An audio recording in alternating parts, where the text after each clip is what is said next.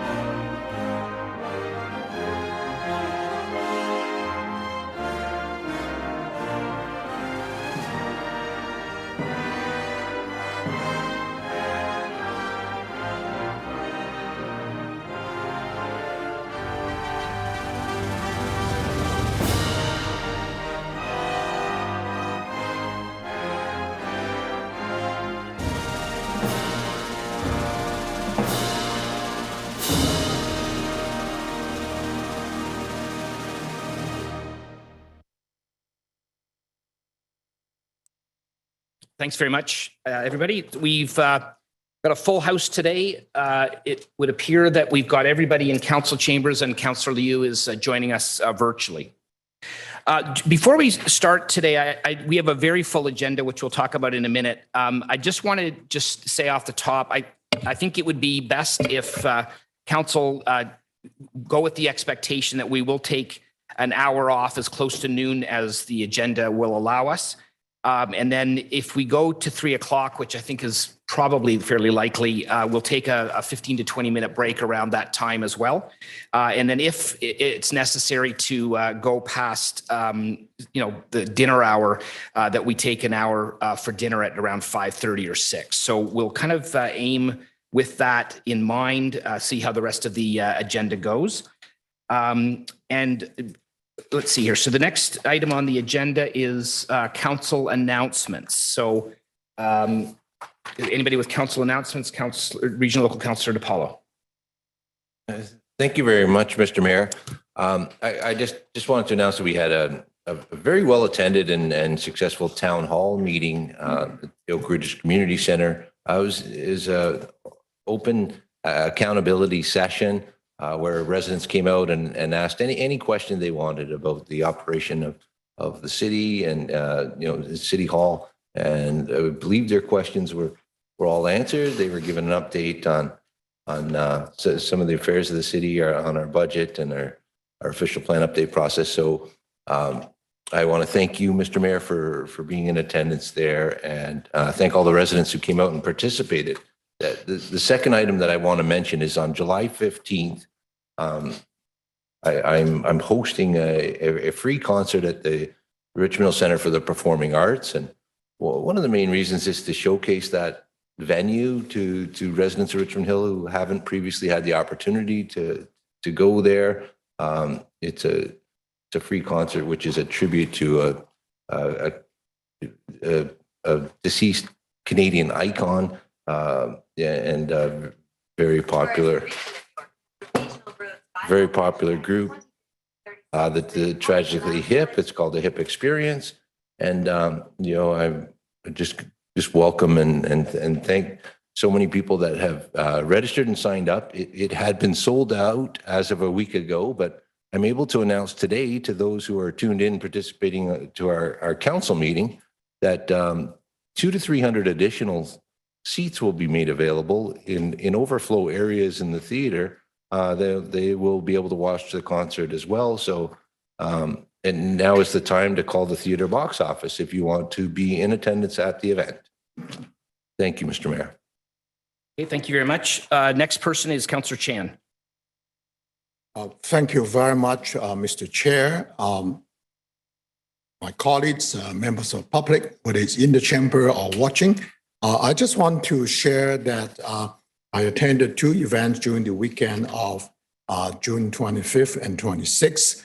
On June 25th, I was at the outside the parking lot of the Elgin Sparrow Arena, attended Indigenous Peoples Day celebration. It was a nice day weather-wise, but also good attendance. And I think that that's one of the certainly showing that Richmond Hill is inclusive and is also very much embracing and actually celebrating Indigenous peoples in the city and actually beyond. And the next day, 26th on Sunday, is actually, I was the one actually host the event, the 12th annual Ward 6 Summerfest. And despite all the forecasts of anything, you can go from hail to sunny weather, the weather was very nice. And I was blessed with, I would say at least maybe 800 more people who attended.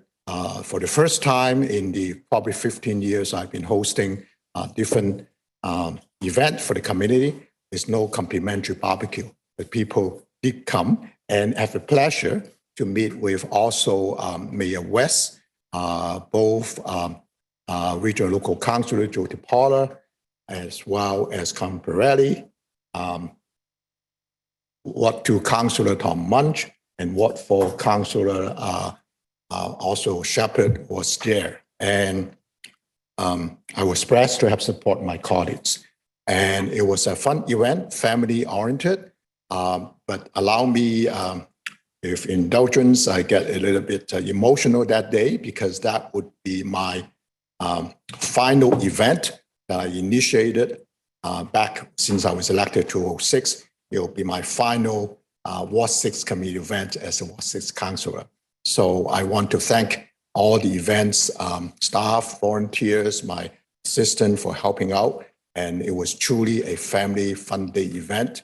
And also I was blessed with the Associate Minister of Housing, Parser, and the local MPP Way, as well as a newly posted to 2 district, York Regional Police Superintendent and Inspector were also there. Fun had it all. Thank you very much.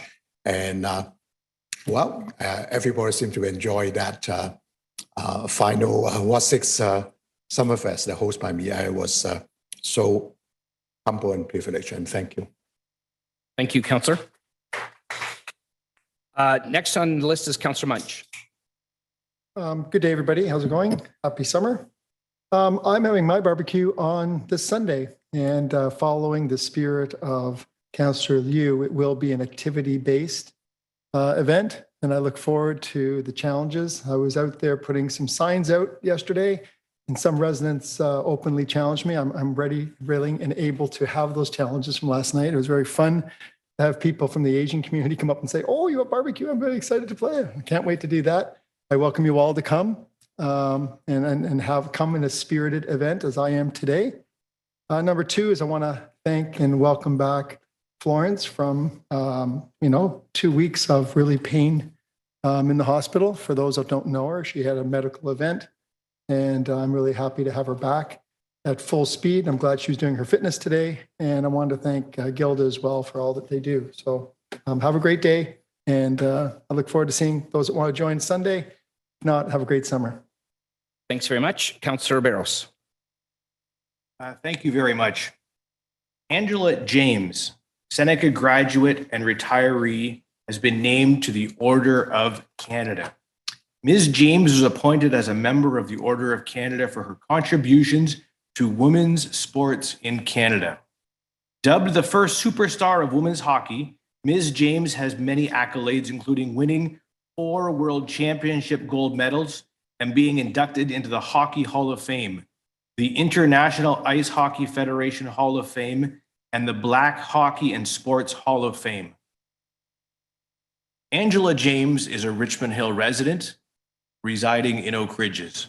Congratulations to Angela James, and I trust that council will be able to further congratulate her at perhaps an upcoming event. That's my announcement today. Thank you very much, Councillor Barros. Anybody else for announcements? Okay, I have, well, 1.5 announcements. One of the first one was, thank you, Councillor Barros, for that announcement about Angela James. That really is great news for Richmond Hill. You have included all of her accolades quite nicely in your words, and so I won't repeat that, but it really is amazing to see such great talented people in a wide range of different sports and other pastimes here in our great city. And Angela, at this moment in time, certainly stands out as somebody that's right up there. And I mean, Order of Canada is a very prestigious honor in this country, and it is a real accolade, I think, for Angela and her family, of course, but also for our community to know that we have a superstar of that caliber living among us. So congratulations also to Angela. The second thing I just wanted to say, and this is one of these happy and sad moments in our life as a city, and that is one of those moments where we're saying farewell, but not goodbye to one of our very long time employees who's very important to us here in our organization. That's Patrick Lee, and yeah. Patrick is here with us in 3 dimensions and live and in person here on his last day at work. So thank you very much, Patrick, for your attendance here today. But I think more than that, thank you for all of the work that you've done in policy planning and the planning department, over the years. You've come into the time where it's not we certainly are experiencing growth and challenges and so on in this community, and I think probably the entire time that you've been with us, we've been experiencing that to some degree or another. And it takes a steady hand and a wise counsel to get us through all of that. And I know Patrick on the policy planning side has played a huge role in that endeavor over many, many years. And I'm sure you're proud of the fact that there are your fingerprints probably on a lot of parts of the city. And I think as a public servant or as an elected official for that matter, I think that's one of the things that we strive to make happen, to see great work. And, you had some part in that great work and as a member of a team. And I know that that's important to you as well. So anyway, congratulations. I do hear that you are probably going to be at least as busy, if not busier, in retirement than you have been here on your job. And I think that sounds like a common element for a lot of people that retire, but I wish you all the best. And on behalf of council, we do wish you all the best. And also thank you so much for all of your service over the years. Thank you so much.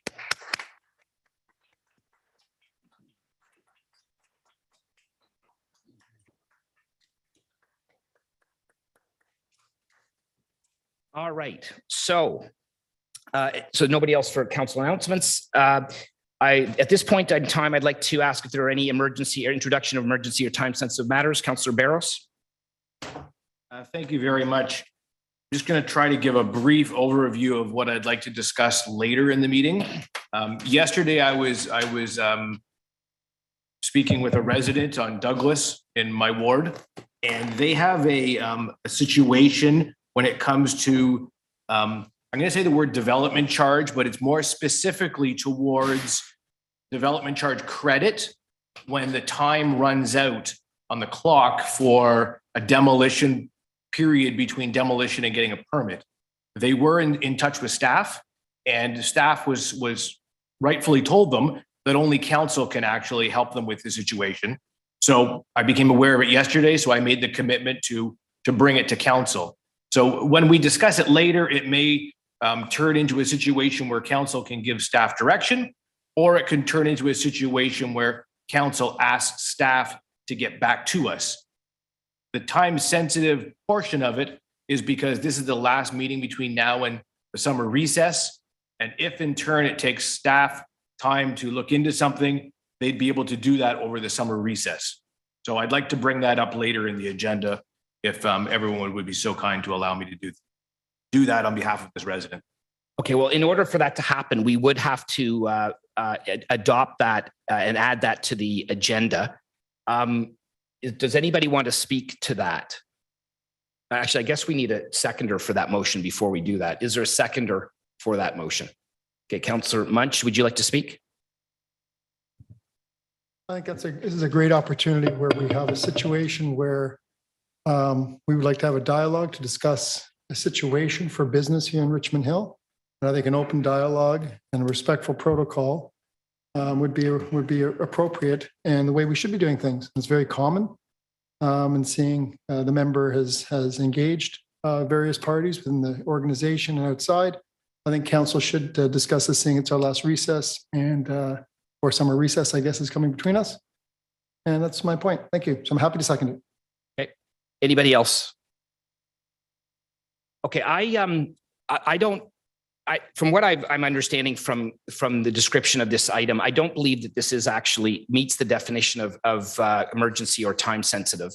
And so I suspect that this type of issue has been going on for some time. I think it would be better procedurally to put this on an agenda, on a regular agenda.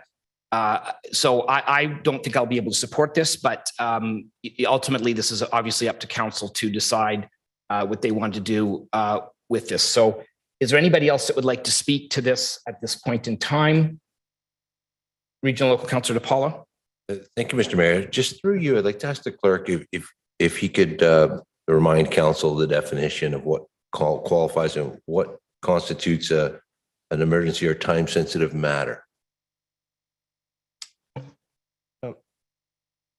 Thank you, Mr. Mayor. The procedure bylaw defines time-sensitive matter as meaning a matter that relates to a significant financial, legal, or contractual deadline that may require a decision of or a direction from council before the next regular meeting of council. An emergency means, just 1 second, is defined as means a situation or an impending situation where there is a threat to public health, life, property, or the environment.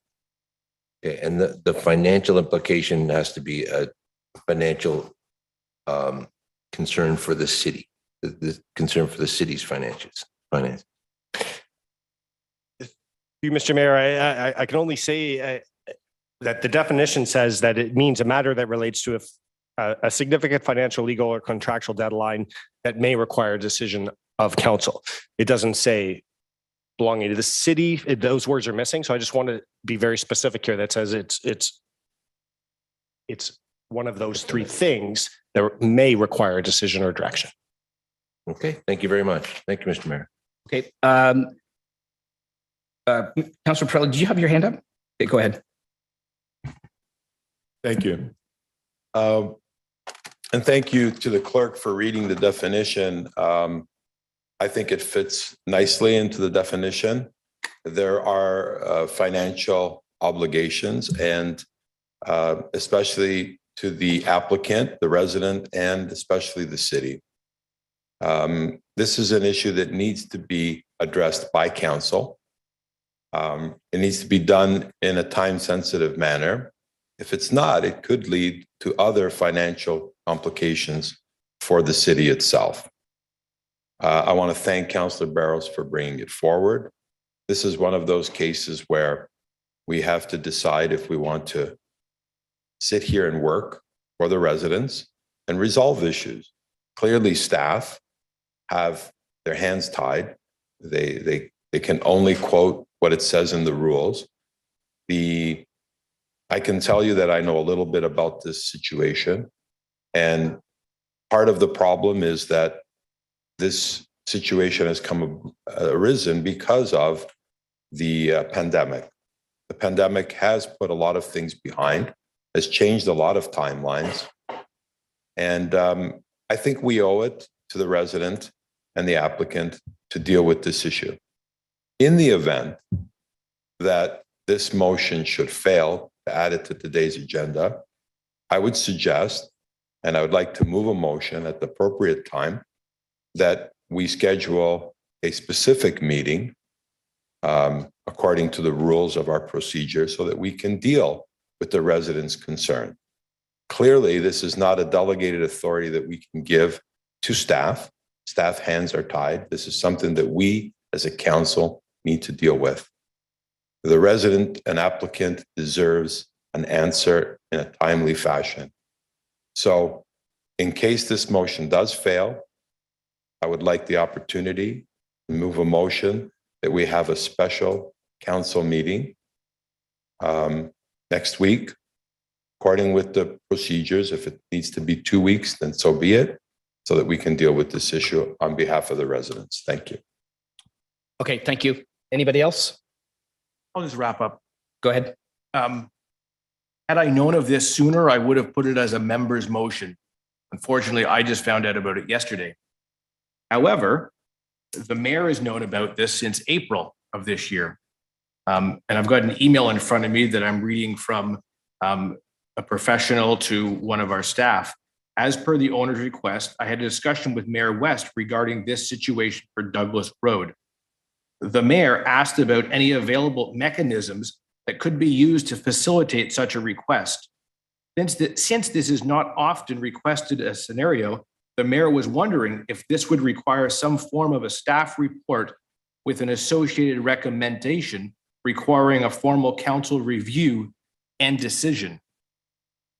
Had the mayor reached out to me as the local councillor, or if the resident recognized that there wasn't something happening through the process there, I would have brought this as a member's motion. So the only reason I'm bringing it today is because I found out yesterday, and it's the last meeting before the summer recess.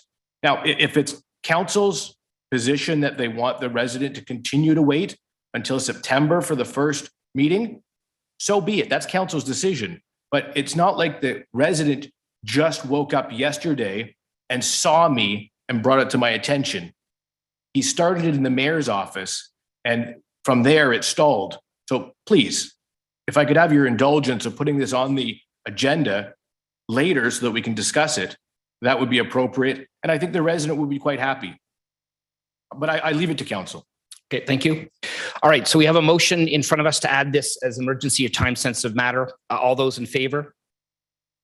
Opposed? Recorded vote, please.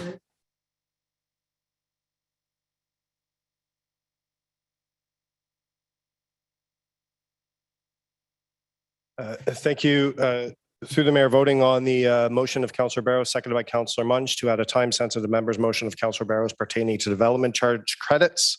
Councillor Barrows. Yes. Thank you. Councillor Chan. No. Thank you. Councillor Shepherd. No. Thank you. Regional Local Councillor Pirelli. Yes, please, and thank you. Thank you. Councillor Munch. Yes. Thank you. Councillor Silovitz. No. Thank you. Regional Local Councillor DePaula. No. Thank you. Councillor Liu. Yes. Thank you. And Mayor West. No. Thank you. That motion fails to carry. Okay, thank you. So the next item on the agenda would be adoption of the agenda. And we did get a request, a late request for to add Ashley Bergman as a delegate for the land acknowledgement motion. So if it's okay with council, I would ask that we add her to the delegate list. So can I get a motion to adopt the agenda with that addition? Regional Local Councillor DePaulo, Councillor Silovitz. Okay, all those in favor? Opposed? That carries. All right, Mr. Mayor, if you could just ask for the disclosures, if there's any. oh, I'm sorry. Actually, That's the next item. And I actually have a time-sensitive motion as well, so please. I'm sorry. I have a time-sensitive matter as Oh, well. my apologies. Go ahead. So I too would like to move a time-sensitive matter to go in camera. We have, for those that don't know on council, and I hope you all do, we have a situation where the corporation is currently in litigation, and to protect the corporation and the people, it's important that this council engages in that. I don't see legal counsel here, so we can ask our legal counsel. I've seen a copy of the of the situation in the court. And I think this council, since it's our last meeting, we should be dealing with it. If council members are not aware of it, they should be aware of it. And I would hope that you already are. But for that matter, we have currently litigation inside.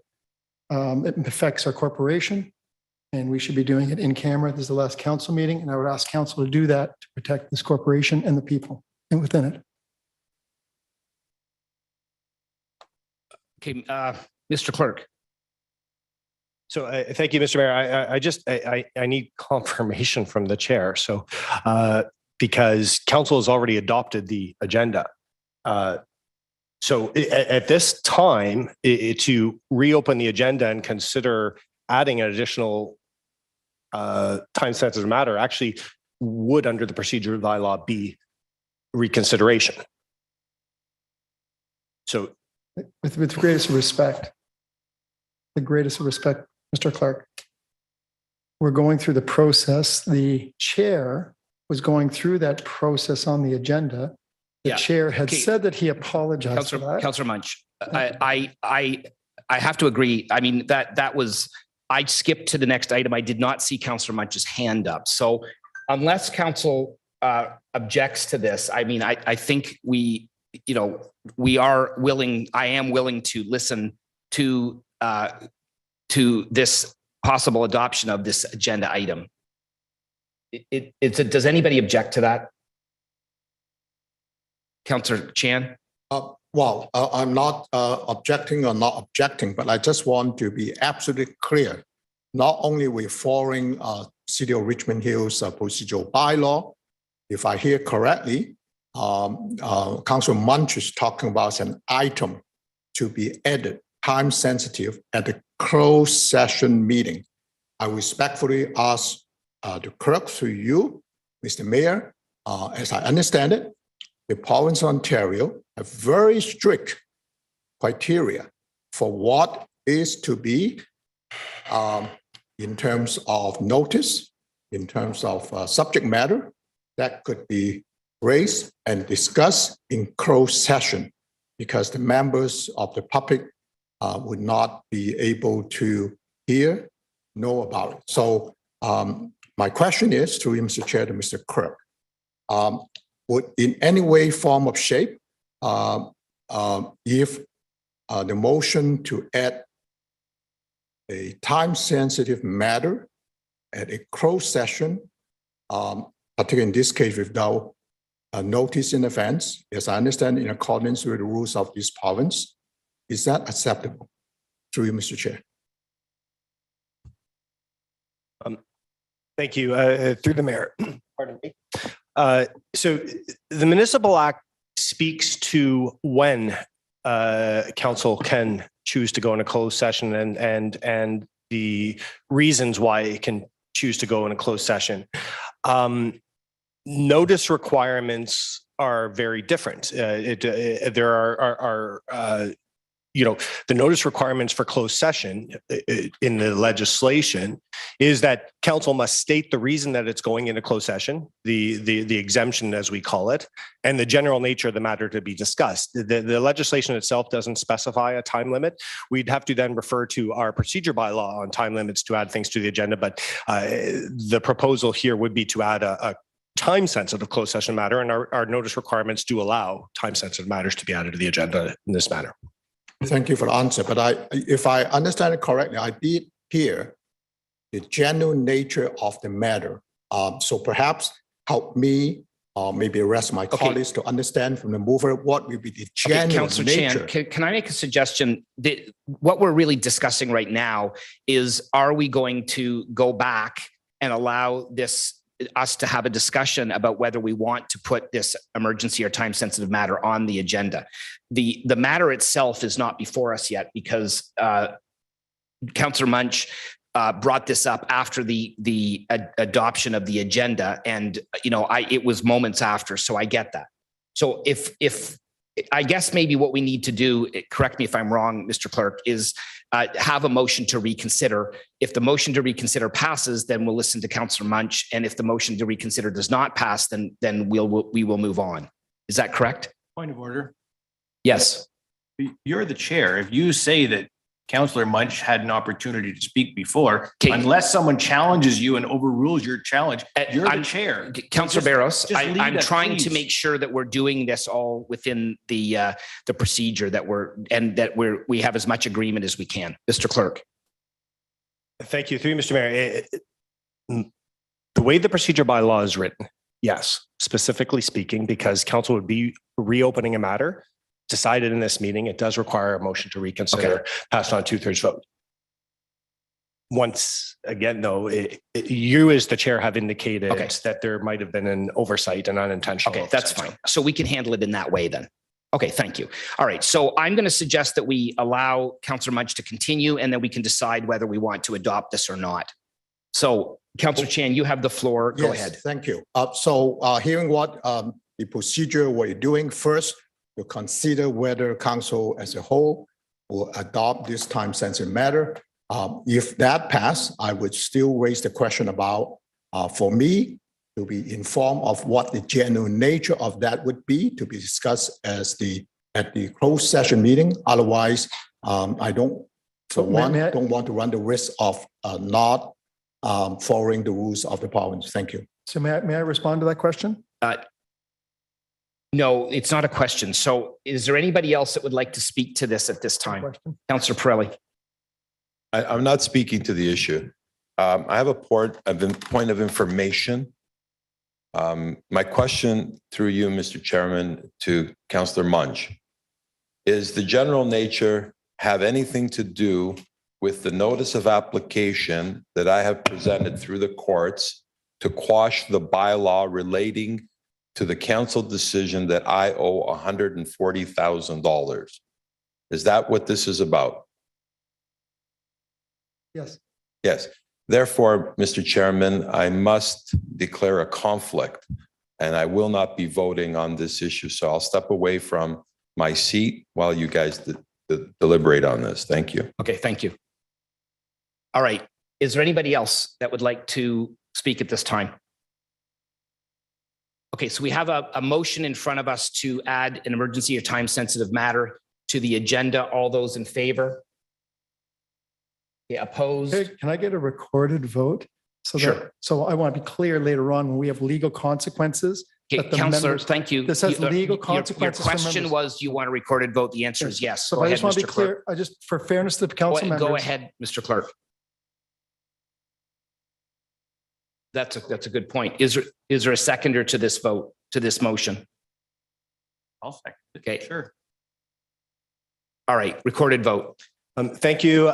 Through the chair, voting on a motion of Councillor Munt, seconded by Councillor Barros, to add a time-sensitive closed session matter pertaining to litigation or potential litigation, Section 239(2)(e) of the Municipal Act in respect to a notice of application to the courts, City of Richmond Hill, ATS, Regional Local Councillor Pirelli. So can I, before you do that, Yeah. if I may, I'd like just to, for fairness, so people know later on, if you want to, I would ask our solicitor to protect my council mates. You will not be indemnified. If we do things illegally, knowingly, you will not be indemnified. So I ask my council members, please ask if you need help. We cannot, you cannot, I really strongly encourage you to follow the rule of law and follow our procedures and our guidelines. I understand you may not like what's going on. I may not like what's going on, but we do need to deliberate responsibly. If you're not aware of it, I'm letting you know aware of it now for the public record. So later on, you can ask legal counsel. We have a commencement in a court right now. If members of council are aware of it, if you choose not to debate it and later on there are legal ramifications, council members should and may be held responsible. It should not be the taxpayer responsible for our willingness not to engage in good faith in a matter of legal consequences to protect this corporation and the members. We have a duty. We should be following it. I ask you to just go and close, not making decisions, but we should be able to matter to discuss it. Point of order. Councillor Munch, thank you. You've made it very, very clear. Can we please stick to the procedure, recorded vote if we can, Mr. Mayor? Fair enough. Thank you. Okay, thank you. All right, so we have a recorded vote called, Mr. Clerk. Thank you. Voting on the motion of Councillor Munch, seconded by Councillor Barros, to add a time-sensitive closed session matter to the agenda. Councillor Munch. Thank you. Councillor Barros. Yes. Thank you. Regional and local Councillor DePaula. Yes. Thank you. Councillor Shepherd. Thank you. Councillor Chan. No, not knowing the content. Thank you. Mayor West. No. Thank you. Councillor Silovitz. No. Thank you. Councillor Liu. Yes. Thank you. And Councillor, Regional Local Councillor Pirelli has declared a pecuniary interest in this matter. That motion fails to carry on a tie vote. Okay, thank you. All right, so disclosures of pecuniary interest or the general nature thereof. Okay. Seeing none. Adoption of previous council minutes. So we have three different council minutes, item number 7.1, 7.2, and 7.3. Can I get a motion to adopt those council minutes? Councillor Silovitz, Councillor Shepherd, all those in favor? Opposed, that carries. Okay, so the next item is identification of items requiring separate discussion. Councillor Silovitz. Thank you, Mr. Mayor. I'd like to pull 1319, Commissioner Calvin Kwan's memorandum. Okay. Regional local, is that it? Okay, regional local councillor DePaula. I'd like to pull out 13.2. Pardon? Yeah, I want to make a general comment in reference to all the budget committee, the whole minutes. Yes. Let's call it 3.2.1 and the rest can go on consent. I just want to make sure. Thank you. Yeah. Okay. Councillor Barros. I'd like to speak to 13.26, 13.3, and I'd like to speak to 13.2.7. I believe that was all that was on my. Okay.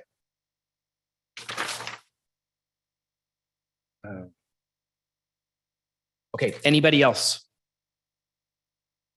All right, so we've got, let's see here. We've got 13.1, 13.11, 13.12 can go on consent. 13.22, 13.23, 13.24, 13.25, 13.28, 13.4, 13.5, 13.6, 13.7, Sorry, can you slow down? I can't go that fast, Okay, please. 13.4 to 13.8 can go on consent. I want to speak briefly to 13.7. Yeah, 13.6 was pulled. No, 13.6 wasn't pulled. Would you like it pulled?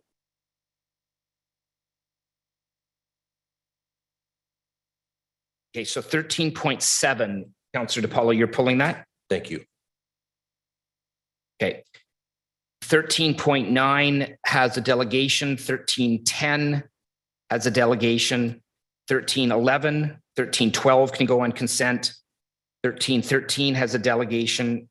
13.14 can go on consent. 13.15 can go on consent. 13.16, 13.17 can go on consent. 13.18 can go on consent.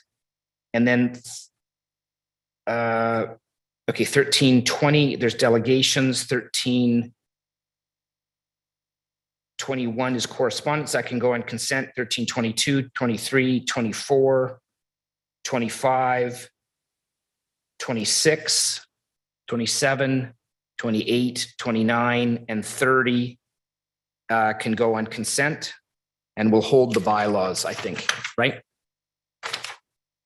Okay, just at this time, I just mentioned there is an in-camera item which strikes me as a fairly administrative issue, and we'll deal with that later in the meeting at the end. But if there is no reason to actually go in camera, we could probably not go in camera and go with the recommendations that are the open session recommendations, but we'll deal with that later if that's council's wish.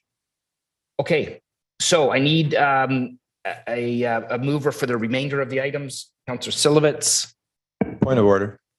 Councillor Pirelli. Can I get the clerk to tell us what we'll be discussing here today? Yes, go ahead. Thank you. Through the chair, the following items have been held for discussion. Item 13.2.1 from the BCW, the year-end operating results. 13.2.6, the 2023 capital operating budget strategy. 13.2.7, the monitoring of Lake Wilcox park pay parking. 13.3, the 2021 to 2022 season winter maintenance review. 13.7 is the Greening the Hill environmental strategy update. 13.9 is a request for approval for an official plan amendment and zoning bylaw amendment related to 1070 Major Mackenzie Drive East. 13.10 is a request for approval for official plan and zoning bed amendments related to 13572 and 13586 Bayview Avenue. 13.13 is a response to a motion regarding the community pickleball facility location. And 13.19 is a memorandum of the Commissioner of Planning providing supplementary information into the request regarding the request for approval of OPA 18.4 neighborhoods. And item 13.20 is a letter from Charles Harnick, Integrity Commissioner, ADR Chambers, regarding an investigation report for complaint reference number IC 13702-0521. And the other two items held are the two members' motions, both by Regional Local Councillor Pirelli. The first one is the land acknowledgement that was deferred from the previous council meeting, and the second one is enforcing regional side bylaws. Okay. All right. Thank you. So a motion to adopt the rest of the ones, Councillor Silovitz, Councillor Shepherd, all those in favor? Opposed? That carries. Thank you very much. All right, public hearings, we have none. Presentations, we have none. So the first item on the agenda is agenda item 12.1, and these are delegations in response to the community pickleball facility location. We have three, I believe. Yep. We have Mike Bocott first, Brian Rim second, and Teresa Miato as the third delegate. So if Mr. Bocott, I see him on the screen, if you'd like to unmute yourself, Mr. Bocott, and turn your camera on. You've got 5 minutes to address council. Welcome. Point of order. Yes. Before we begin, I was giving you as much latitude as I could. Could you please announce the members that are in the I did council already. chambers? I did, At Council. what point? At the very beginning of the meeting. I did not hear it at Well, all, and I was listening intently for it. Well, you weren't listening intently enough because I did announce that. I'll have to look back at the recording. Go Thank you. ahead. You do that. All right. So Mr. Bocott, go ahead. Thank you. I know we've got some other delegates on here. I know Teresa has to go to a meeting at 10:30, so perhaps maybe Teresa could jump in front of Brian after I speak. And I'll just get into my presentation right away. Good morning, everyone, and thank you for allowing me to speak to you with regards to the proposed pickleball facility. I think we all agree there's no longer any doubt just how popular pickleball is in Richmond Hill. And just to bring you up to speed, we now have over 3,000 people in the Richmond Hill database for pickleball. The Richmond Hill Pickleball Network has over 525 members, and half of those members are all new players to the game. Pickleball is unique for most traditional sports. It's easy to learn, costs are very low. It appeals to all ages. However, for the game to thrive, it requires dedicated volunteers and large centralized multi-court facility where players can learn the game, improve, and participate in organized programming. It also requires open courts where players can just show up and play and know that they can easily get a game with minimal wait times. There is no doubt the game is experiencing tremendous growth. Not a day goes by that we do not receive emails asking about lessons and people excited to play, learning the game. We get requests from visitors to the city asking where they can play a game, where they can get a game. It's an incredible game, and we're very pleased that the city is moving forward on this proposal to locate a facility within the DDO lands. We have a tremendous opportunity in front of us here, and if it is the will of council, we will certainly put Richmond Hill on the map as a destination center, not just for pickleball, but a community where you want to live, work, and play. And it's my belief that pickleball is going to bring our community together like no other sport can. However, Sorry, Mr. Bocott, can you hold on a sec? Okay, sorry. You're just being interrupted by a phone ringing. Go ahead. Sorry, that was my work phone coming through here. So, Okay, no, sorry. I wasn't sure whether it was you or not. Go ahead. hello. Okay, now you're very hard to hear. Sorry, I'm working while I'm actually talking to you guys. So sorry about that. No problem. Go ahead. I would just like to highlight some considerations as we move forward here. The staff report calls for 12 to 15 pickleball courts. There is a great start. That is a great starting point. However, based on the experience of other municipalities and that of the network, we will quickly outgrow that facility within a few short years. The ability to expand the facility is crucial, and it is equally important to be aware of where outdoor pickleball facilities can be located. Obviously, we know they need to be at least 50 meters from residents, ideally 100. This will no doubt prove to be a challenge as we grow the game, along with the city and available parkland that we'll need as we grow. This must be a central focus in all planning stages. We certainly did go and visit the site. We sound tested it, and you'll be pleased to know that there were minimal faint noises that we could hear from the paddles. So it is a pretty good, suitable location. The game is obviously growing quickly in Richmond Hill. The network is now rivaling the size of the local community tennis club, and it will soon be orders of magnitude larger. The need for indoor courts will no doubt be required as players seek to play year-round on dedicated pickleball courts. I understand that Rouge Woods is being relined for pickleball, and it is the perfect facility for indoor play. The public will certainly pay to play indoors, just as they do with soccer and the for-profit tennis bubble. This should be factored into the design phase as well. I have no doubt that an air-supported structure will not only be self-sustaining, but also be profitable, just like the soccer and tennis bubble are. How best to grow the game? The city has just opened up a pop-up courts at Richmond Green. They have sought out volunteers and opened it up to the public. It is our view that for pickleball to be successful, it also requires dedicated volunteers who know the game and the needs of the growing pickleball community. The not-for-profit pickleball club model is the preferred model, but we also consider the for-profit model used at Blackmore as an alternative. I could share with you numerous stories about how the game is growing, how it's changing people's lives. I know my time is limited here. I'm certainly hoping to get it through this last 5 minutes here, but I would just like to ask council, staff have outlined a design construction phase that suggests construction completion in 2025, 2026, which is 4 years away. We would ask that council and staff find a way to advance this timeline so that the construction completion are in 2023 and 2024, if that is possible. I know that we can do just about anything. I know we have a lot of surplus funds that have come through with regards to the Park and Lieu or the Cash and Lieu Fund and the Parkland Fund. There are thousands of pickleball players who would support council's efforts to bringing this community together through the incredible game of pickleball. If you have any doubt as to why the game is becoming so popular and meaningful in residents' lives, we are going to invite you all out to come and play pickleball, hopefully at the new pop-up courts on a Saturday morning, where you can experience it firsthand and meet with members of the pickleball community. And we certainly do support council's efforts in this regard to bring this facility to life. It's going to be a showcase for Richmond Hill, and we need and ask for council support in making this happen and accelerating the timeline if they can find a way to make that happen. Thank you very much. Thank you, Mr. Bocott. So you had mentioned that it would be nice if we could get Teresa Mioto in ahead of Mr. Rim. Council okay with that? Okay, seeing no objection, could we bring Miss Mioto in? I'm assuming that's okay with Mr. Rim, but yes, absolutely. Please go ahead. We'll get you in 5 minutes, Mr. Rim. Thank you. Okay. Hi, this is Teresa Mioto. Thanks very much for allowing me the opportunity to speak. I just want to really reinforce everything that Mike has brought up. We all know pickleball is such a popular sport right now, and there's just constant demand. We have constant requests for more time.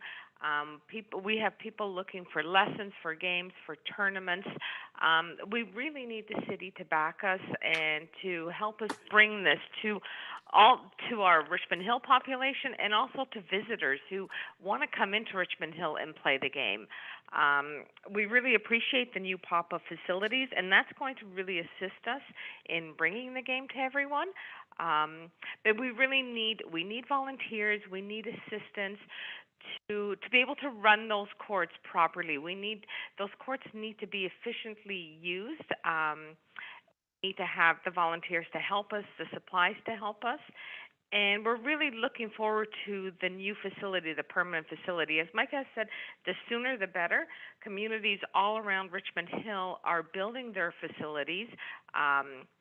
We want to be the preeminent Richmond, the pickleball facility where people come to. We want to be able to hold competitions just as Kingston just held the Nationals. We want to be the location where the pickleball community comes to.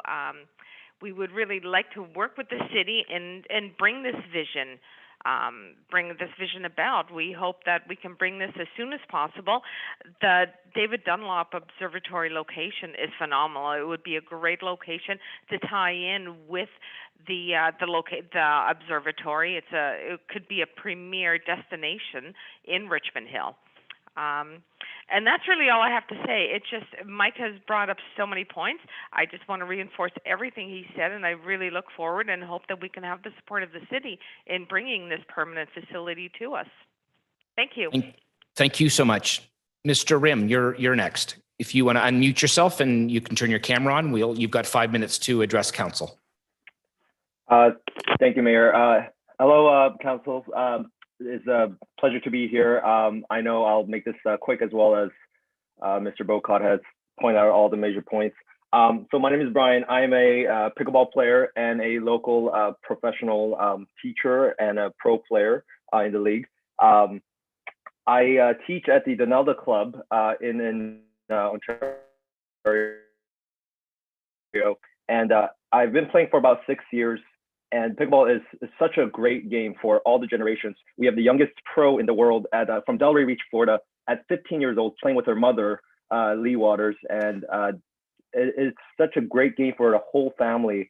The demand has been so fast and so explosive, so that the biggest problem that we face right now as a community is to provide the resources to support this growth, especially during the winter seasons when there's no indoor facilities available. Having something like this in Richmond Hill would be a game changer. Every time I go to new facilities or new areas and I talk to people, the new players, they ask, where can we play? And the answer is, frankly, there's nowhere. And this would be a game changer.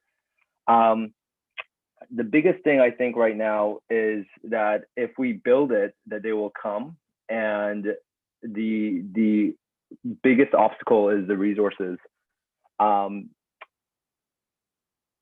I don't have any more points that Mr. Bocott hasn't touched on, but I just want to show my support and show up to explain how important this is for our community in Richmond Hill. Thank you. Okay, thank you, Mr. Rim. Okay, so that exhausts our speakers list. The item that is before us is being proposed in the DDO lands. This is Ward 6. So we'll go to Councillor Chan to kick us off here. Thank you very much, Mr. Mayor. And first of all, I'd like to say also thank you to the 3 delegates. And I truly appreciate that the passion that I can hear in each of our delegates, how much they and the other players are really on a game of pickleball. And as the chair also of the DDO Park Steering Committee, I'm also happy to say that this, as one of the delegates talking about, opportunity to put Richmond Hill, and in this case, particularly the Richmond Hill David Dunlop Observatory Park, particular observatory park is actually now Canada's National Historic Site, on the map. And as well, it is quite true. And I really appreciate particularly Mr. Rim's mention. This is a game for people of all ages and really for family fun as well. And I do take the point that at the end of the day, not only that we're expanding a much needed number of pickleball courts, but to the extent it could be expedited, it would be something that I hope staff would take note of. Before I introduce a motion that I also want to share, just so that we know what we're dealing with around us, it has been brought to my attention on June 15th, 2022, there was a court case that actually regarding pickleball courts in the town of Niagara-on-the-Lake, that the town there was fined $2,000 and ordered one of his courts, pickleball courts, to be closed for 2 years because of a noise complaint. The reason I brought that up is not to say not proceeding as recommended by staff, which I'll be moving, but that at the design stage, it truly would have to be at the public consultation, community consultation, to be very careful to ensuring those issues, such as noise mitigation, the buffer between the courts and the most adjacent residential area have to be really looked at very seriously. In fact, I'm not going to mention another case in our situation in the city of Victoria in BC. Also, the city has have to be deal with in terms of noise issue generated by the pickleball courts. But having said all that, it is very popular sport. I look forward to trying it one time, but I agree with all the delegates. It's something that Richmond Hill should have more pickleball courts and expedite these courts to be ready as soon as possible. So, Mr. Chair, I'd like to move a motion that is on page 1 of the staff report. A, the staff report be received for information. B, the staff be directed to prepare design project, including neighborhood consultation. And I already make note about the importance and the key features which should be consulting with the neighborhood and also in the public in general, with an appropriate budget, because it comes back in dollars and cents. In a proposed 2023 capital budget request to locate a community pickleball facility, not one court, much more courts, in the Panhandle Richmond Hill David Dunlop Observatory Park. But I also like to add a C, just to ensuring everything is being studied and designed properly, that the staff be directed to report findings of the traffic and parking study, which is mentioned in page 3 of the report, regarding sufficiency of parking capacity and the ring road design on or before council's meeting on 2023 capital budget. So here's my motion with A, B, and C. Thank you, Mr. Chair. And I look forward to support from my colleagues. Okay, thank you, Councillor Chan. Councillor Silovitz. Thank you, Mr. Chair. I'll second. Okay. Do you want to speak to it? Yeah, just briefly. Fully supported. I want to thank staff for bringing this forward. This is the perfect place to put this pickleball hub. And I also want to thank Mike Bolcott, very engaged resident, for bringing this to our attention and making sure it stays in our attention. And now we have this, the staff report before us.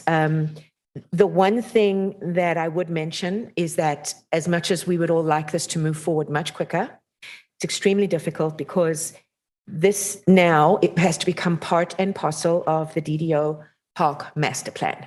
And that will be, those will be discussions that will be continued to be had. And I am quite sure, knowing the necessity for this and the urgency for this, I'm quite sure that staff will do everything they possibly can to bring this forward as soon as is appropriate. I agree with everything, and also there are budget considerations here as well, capital budget. So there's a bunch of things that have to be decided, and unfortunately, it can't just happen. That's the way government works. I agree that when we look at the design, Their attention must be made to the noise, possible buffers, and particularly how it may or may not affect the closest homes. But the location that this is to be built on the Panhandle is probably the best location we can have because of the manner in which it is separated from being close to a residential areas. So hopefully we'll avoid all of that. But there'll be public consultation. It'll be part of the DDO Park Master Plan consultation. And I look forward to having those discussions as the years move on. That is my comments. Thank you. Okay, thank you. Is there anybody else that would like to speak to this? Okay, Councillor Pirelli? Councillor Munch, was that a hand? Okay. Thank you. I want to thank staff for looking into this in a time-sensitive manner. I appreciate that. We know that in our previous plans of 10, 12 years ago, we didn't meet our targets.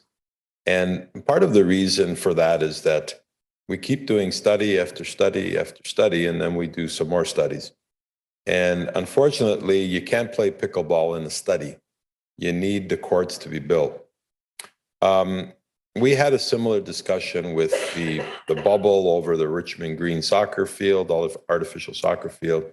And back then in the day, I moved to fast track that. And what a wonderful decision that was, that I got the support of council to fast track that building. And 7,000 children have been benefiting from that decision by playing soccer all winter long. We need to do the same. We need to show the same leadership here. That's why I brought this motion forward originally. And I'm going to take and make a suggestion. I'm going to move an amendment, Mr. Chairman, that the pickleball facility be designed currently with installation in 2024, as Mr. Bocat has suggested. That is my amendment, Mr. Chairman. Thank you. Okay. Mr. Clerk, have you got that captured? Thank you. Just to clarify, Regional Local Councillor Pirelli, your amendment is directing staff to accelerate the timelines for the purpose of installation in 2024? Is that, I just want to make sure that Well, maybe through you to staff, if I interpret their report correctly, they have a timeline begin with design in 2023, 2024, and construction in 2025. As was stated by Mr. Bocat and supported by the other two delegates, sooner is better and necessary.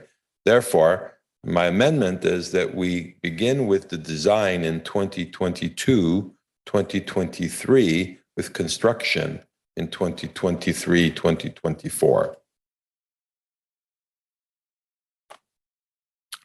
Okay, Mr. Clerk.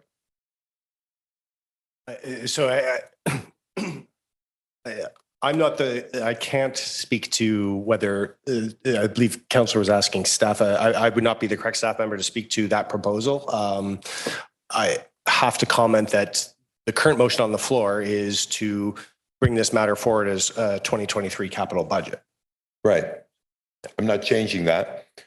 I want the design be commenced immediately, begin with the design in 2022, 2023.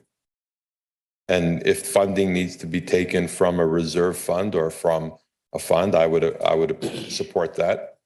And that construction be done in 2024. It's a 1-year acceleration instead of 2025. I have all the confidence in staff that they can do it.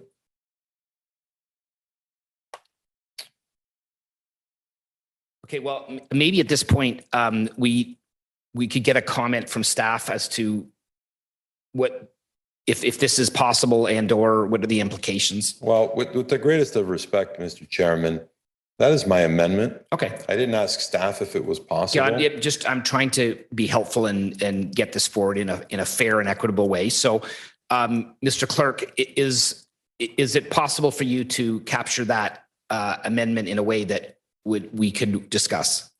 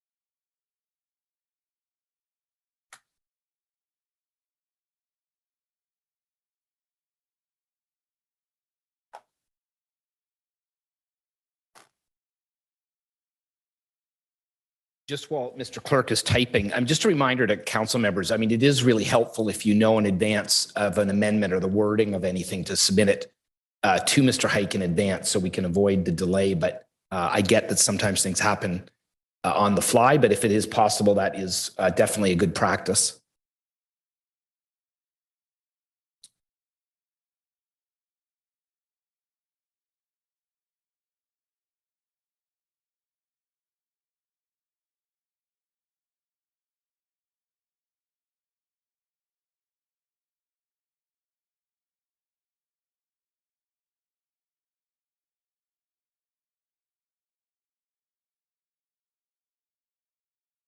It does, though, however, give Mr. Clerk the ability to exercise and showcase his typing skills, which if you're in the council chambers, you can hear it. It's almost like a typewriter, but not.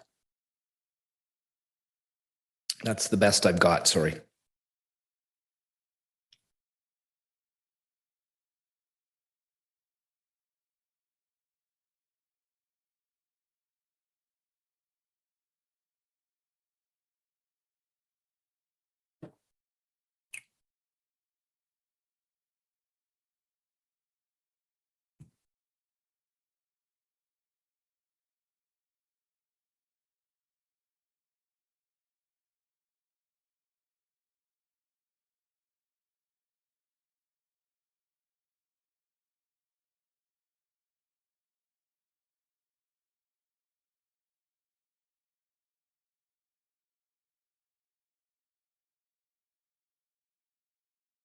Through Mr. Mayor, I'm about to share what I believe I've captured the Regional Local Councillor Prelly's amendment and would be happy to hear any feedback. Thank you.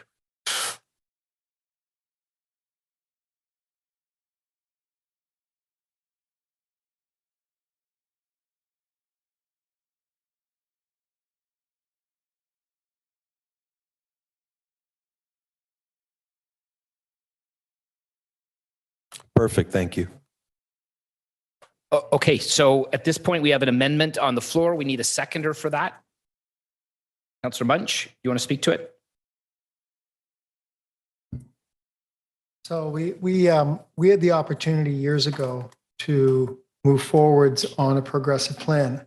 Many of you know that I tend to like all sports, soccer, tennis, baseball, pickleball, for example. I watched pickleball yesterday at Elgin Bear Arena.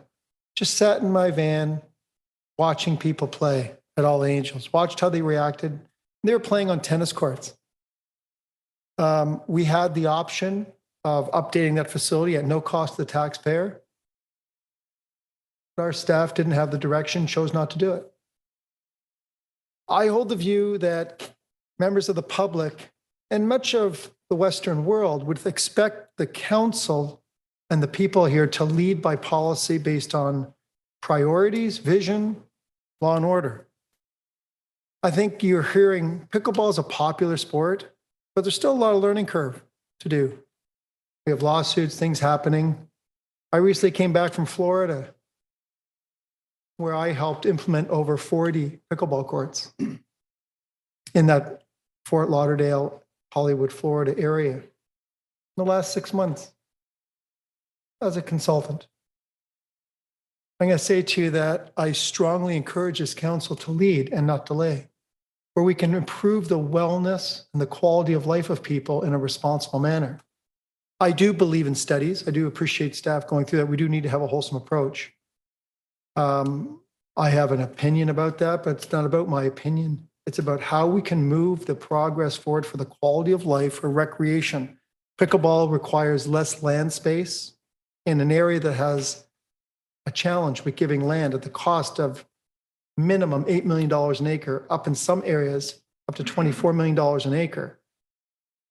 Government needs to be involved in this, but we need to be involved in the Russell Way. The International Pickleball Association could have been here in Richmond Hill. We chose not to have it. This council chose not to have it in 2019. So now I think it's a real stretch for, let's just start by getting some facilities. Council has to lead. This is an opportunity to lead. Let's give the residents the opportunity to have a quality of life. I played tennis for 2.5 hours this morning, coached, helped for free, because people love to play. I think people should have the opportunity to have a quality of life locally. I think this council should lead it. I think we should work with staff to help lead it. I don't think it's fair for us to demand staff to take the opposition and to go through this process of study to hopefully get something done, because our council, as is witnessed already today, for whatever reason, doesn't choose to lead. I choose to lead. I choose to help the residents, and I will continue to show vigor every single day to improve the quality of life of the place that I choose home. Thank you. Okay, thank you. All right, anybody else on the amendment? Councillor Silovitz and then Councillor Shepherd. Thank you, Mr. Chair. Speaking to the amendment, I'd like to ask staff, whomever would take this question, I believe it would probably be Ms. Joslin. Is this doable, given everything that we have to take into account, and specifically that it is part and parcel of the DDO Park Master Plan? Through you, Mr. Chair. Through you, Mr. Chair, I'll refer the question to our Commissioner of Planning and Infrastructure. Through you, Mr. Mayor. I'll just be remiss to point out that certainly staff take council's direction seriously, and we've provided a fulsome report on the opportunities to construct a world-class facility in the location that we are recommending. Secondly, I'd be remiss to not to point out that there are a number of other pickleball courts being approved and constructed already throughout the town to satisfy the growing demand.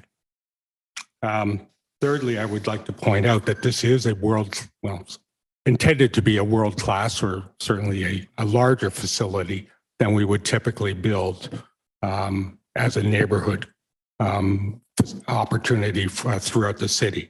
As such, I would point out, and it's identified in the report, that there are a number of studies which are actually underway as we speak to prepare the site for development. Secondly, the site, unfortunately, is not shovel ready to accommodate this scale of development.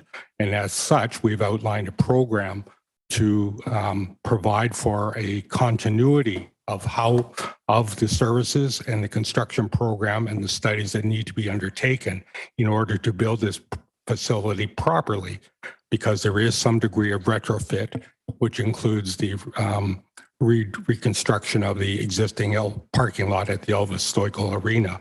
So it's not that for the lack of resources, it is a matter of sequencing the construction, design and construction activities and delivering the product in a most logical fashion, which the city can be proud of. Thank you, Commissioner. I appreciate that. That's exactly what I thought. So that's one of the reasons why I cannot support this amendment. I do believe, as I said when I spoke first, that our staff will work diligently in order to bring this forward as quickly as possible within the confines that they have to work. Thank you. Thank you. Councillor Shepherd. Thank you, Mr. Chair. I actually wanted to ask the same question that you kindly raised at the outset of this amendment, and Councillor Slivets raised, so my question's been answered. Thank you. Okay, thank you. Anybody else on the amendment?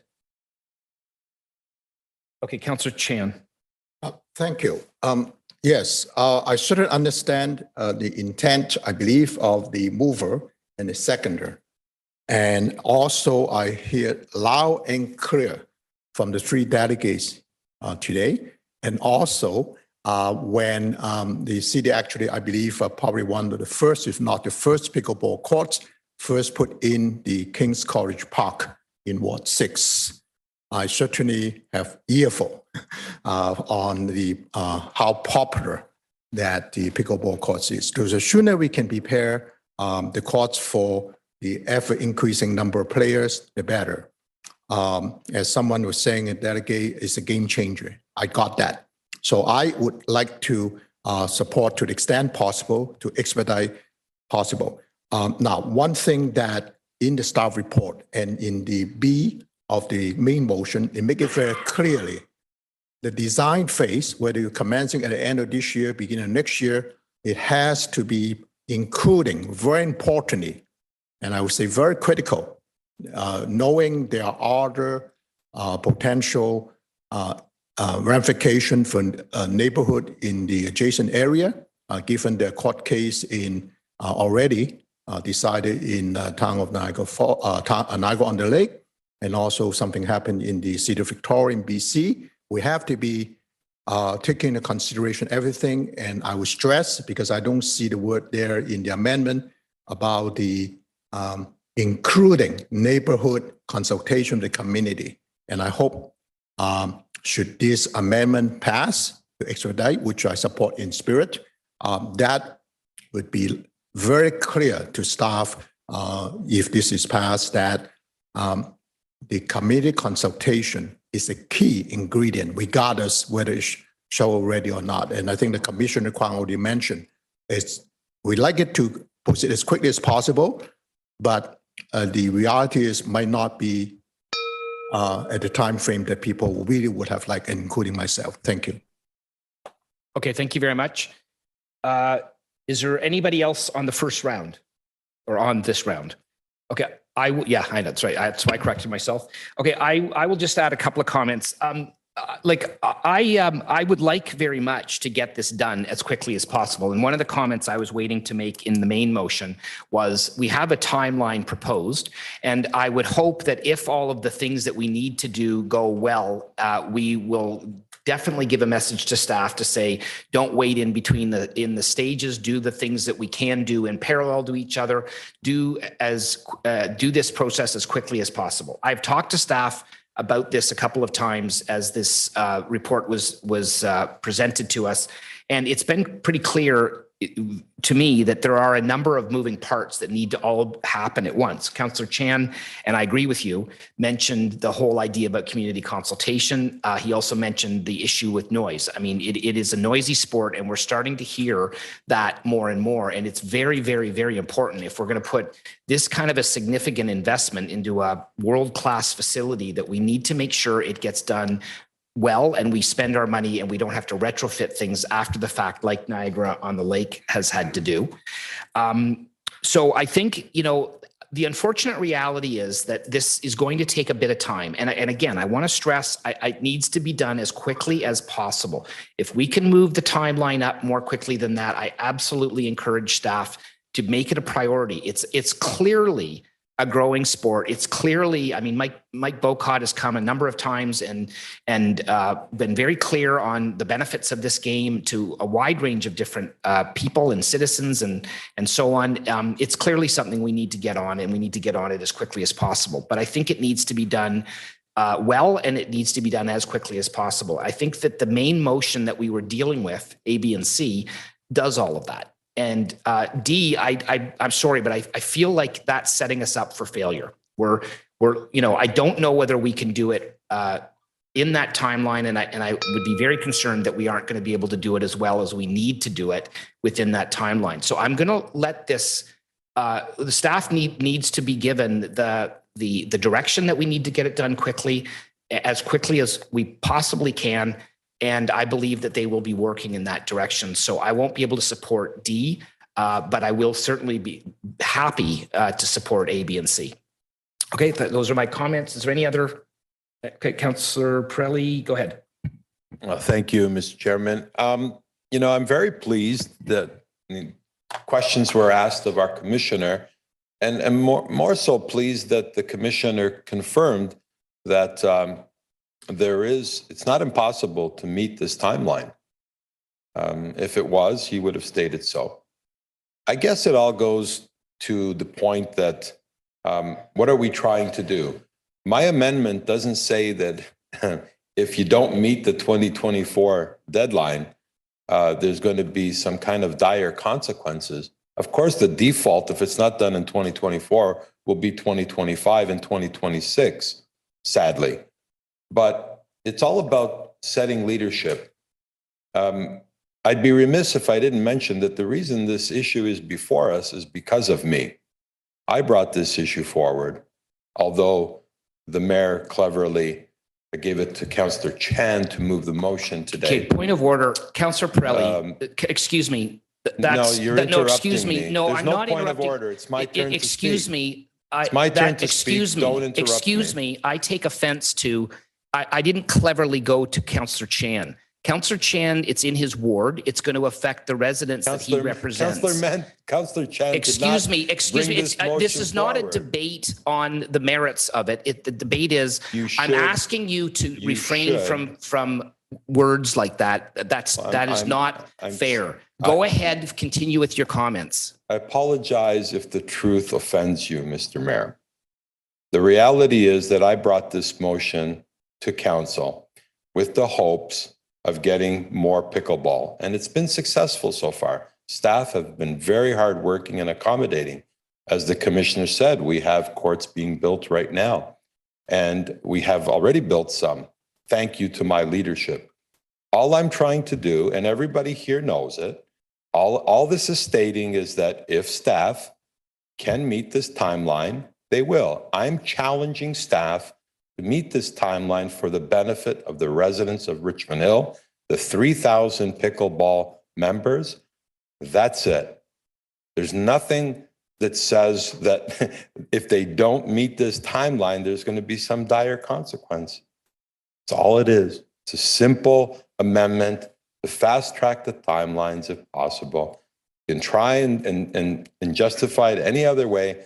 That's all it is. To Councillor Can's comments that this amendment does not include consultation, that's not true. In B, it states that including neighborhood consultation. This amendment is not suggesting that we not follow all of the protocols, the consultations and the studies. What it's saying is that we do them quicker. And I, for one, have all the confidence in the world that our staff can do this, as they did with the bubble over the dome at Richmond Green soccer field back in the day. They did it, they were challenged, and they delivered, and I think they can do it again. Thank you. I call for a recorded vote. Okay. Okay, Councillor Munch, you've already spoken. So this is there anybody else that has not spoken on the amendment? All right. So recorded vote's been called, Mr. Clerk.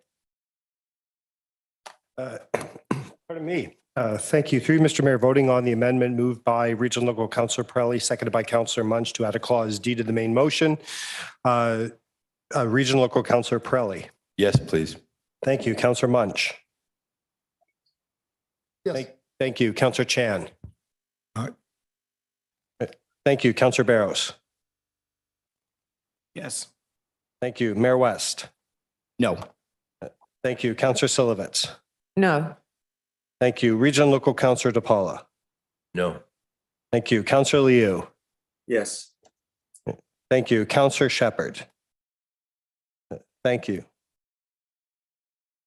That amendment does carry. Okay, thank you. So we're back to the main motion at this point. We are in the first round. Okay, second round. Okay, so Okay, I'll speak to my comments in the first round then, unless there's anybody else in first round. Okay, seeing none. All right, so I did say some of this stuff in my previous comments. I'll say it again.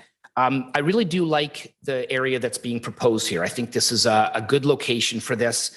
I think it'll be a great facility. Having a clubhouse there and in an area like that, I think it'll do a lot to animate that part of the DDO park.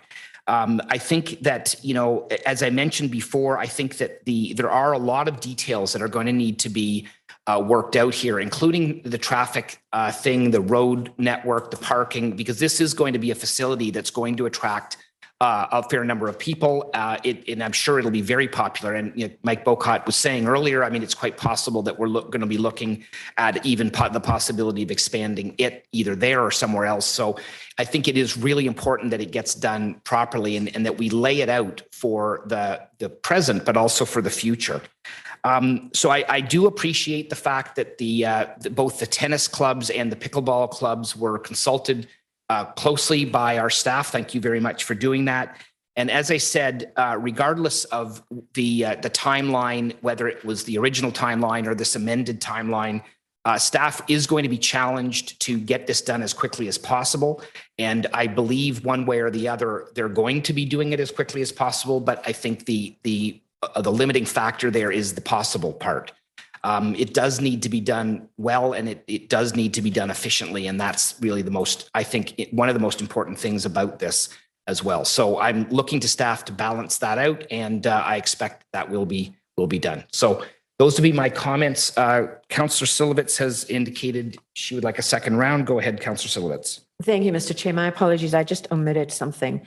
I have spoken with Commissioner Kwan about this and also Mr. Palomocera, and they both have told me that it will not be a problem, but I just want to bring it into the public record that where this is going to be situated on the ground is a representation of the solar system. It was designed by Tom Bolton.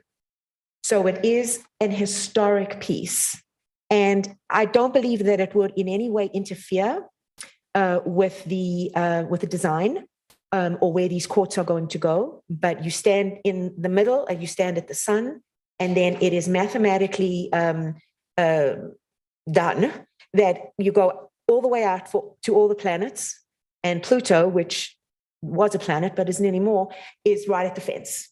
So it also ties this, it empirically ties this panhandle and what will become this pickleball hub to the DDO. And I believe that that is extremely important. So I would just want to put on the record that I know, I don't have to make a motion.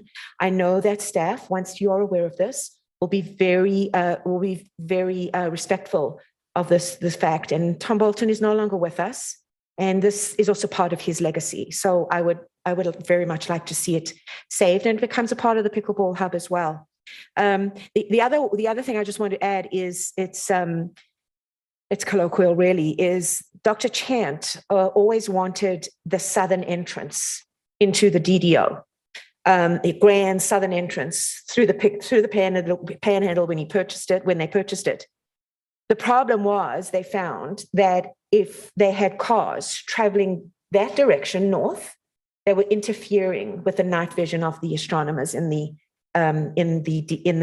observatory, and it would do the same thing. Would be interfering with the night vision of whatever programs we are holding there now, and with respect to anything the old girl will be doing. So I just want to make sure that when you look at the transportation studies and the roads and the road pattern, that you make sure that, thank you, Councillor Chan, you make sure that there will be no degradation of night vision by any lights that would be pointing northwards into the park. It's just a piece that I thought I would also like to put in there. Thank you.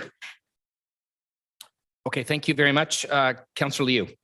Thank you, Mr. Mayor. I just want to briefly say that I think this is all good news to the pickleball community. I want to congratulate all members of the pickleball community. Council was able to secure a pop-up pickleball courts at Richmond Green through Section 37. And then now we have another 20 world-class courts coming, and there will be some more at Bayview Hill Park.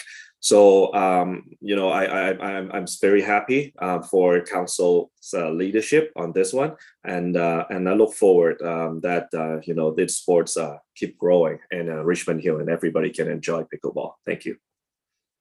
Thank you, Regional Local Councillor Pirelli. Thank you, Mr. Mayor. And again, thank you to staff. I have the greatest confidence in staff, and it's a compliment to them. Of course, it's going to be challenging, but I think that they can pull it off. I just want to let them know that at any time, I believe Mr. Bocat is available for consultation. He has a very strong network for people to help in the design process, through the consultation process.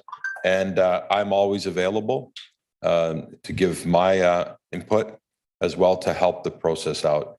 And always keep in mind, members of staff, that if you run into any kind of a roadblock, bring your concerns to council.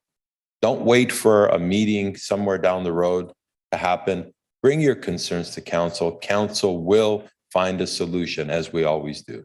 And I want to thank my members of council, my colleagues, for supporting my amendment. Thank you. Okay, Councillor Munch. Good day. So my vision is a little different. My focus is on trying to get the best possible outcome for our usage, given our geography and what works.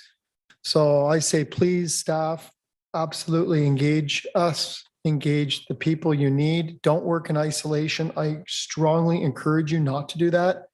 I think you should engage in a professional manner, as you often and almost always do. No one's perfect. I don't expect you to be perfect. But we've got great people in our community who we all know have reached out. I say community, I'm talking about the industry community, not necessarily. Do your professional administration. Please focus on the outcome to get the best result that we can, so that we can move forwards, and allow us to help you. There are many of us on council. There are others that we have relationships to that can help us achieve. There are people that are willing to give free land. There are people out there willing to give millions of dollars to our community, to help this community. Do not work in isolation. Or if we continue to be adversarial, or we tend to put a silo management approach, then you're going to lose opportunities. I say, please work as much as you can with as many people as you can to get the outcome that we need to serve this community. That's my strong request. Thank you. Okay, I think, does that exhaust the speakers list? Seeing no other speakers. So we have a motion on the floor as amended. All those in favor? Okay, that carries unanimously. Thank you very much.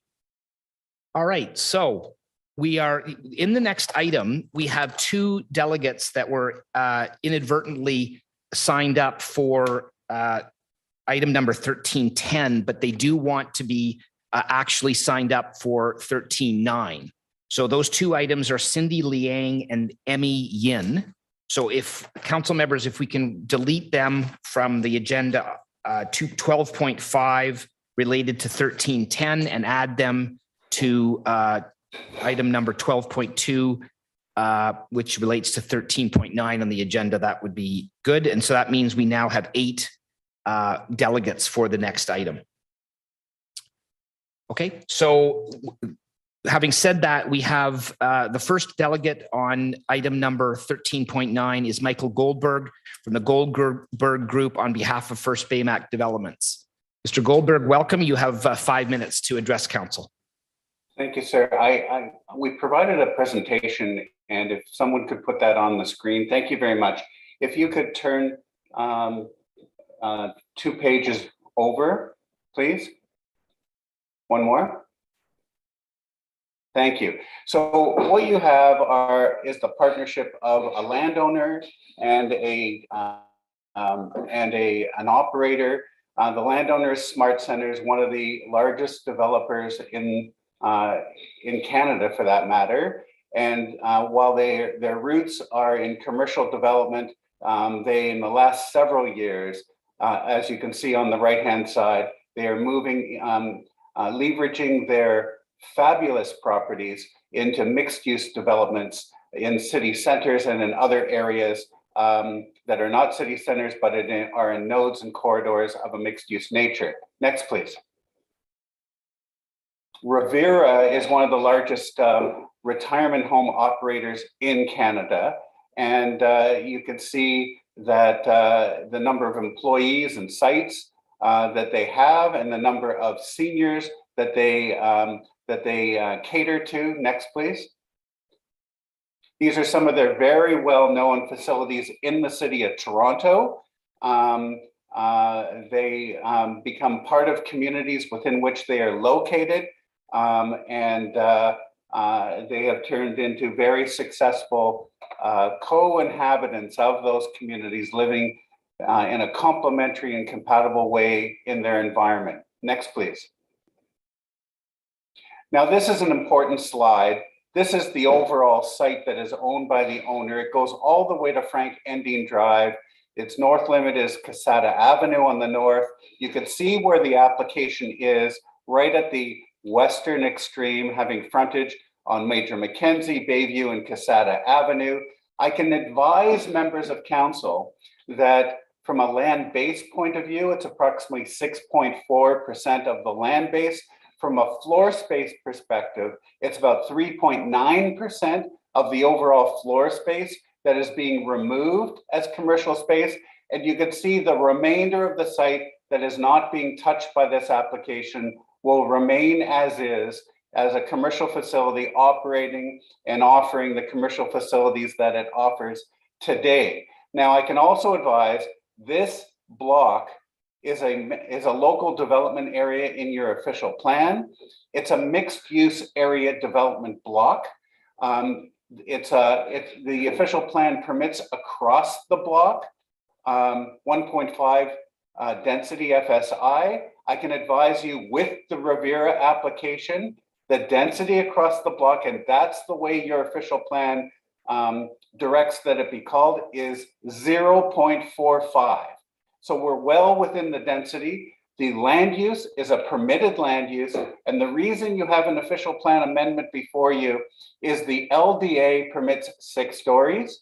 And what I'm about to show you is the current proposal is for 8 and 9 stories. So you are on transit routes, both on Major Mackenzie and Bayview. And I'm just going to express to you that this is an ideal location for such a mixed use facility, which is already promoted in your official plan. You can see the land uses surrounding it. You got the parking lot of the school to the north and the school itself. To the north, you've got commercial uses, including gas stations and plazas to the west and to the south. So there is no sensitive residential use that this site is immediately budding. Okay, and next, please. This is another slide of the area. Next, please. This is some of the buildings and uses of the surrounding area. Next, please. Next, please. Now, this is the comparison of the original proposal with the current proposal. So you can see there are 2 8-story wings on Casada Avenue and on Major Mackenzie. The 9-story element is facing Bayview. Next, please.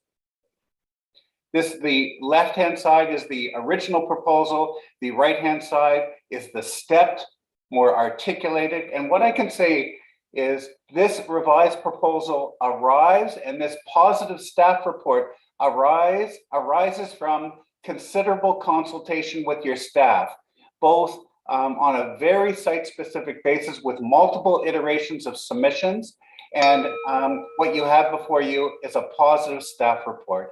And we suggest that the staff report comprehensively reviews it from a policy perspective and from the comments that have been received from the various community meetings. Okay, thank you, Mr. Goldberg. Much. Thank you.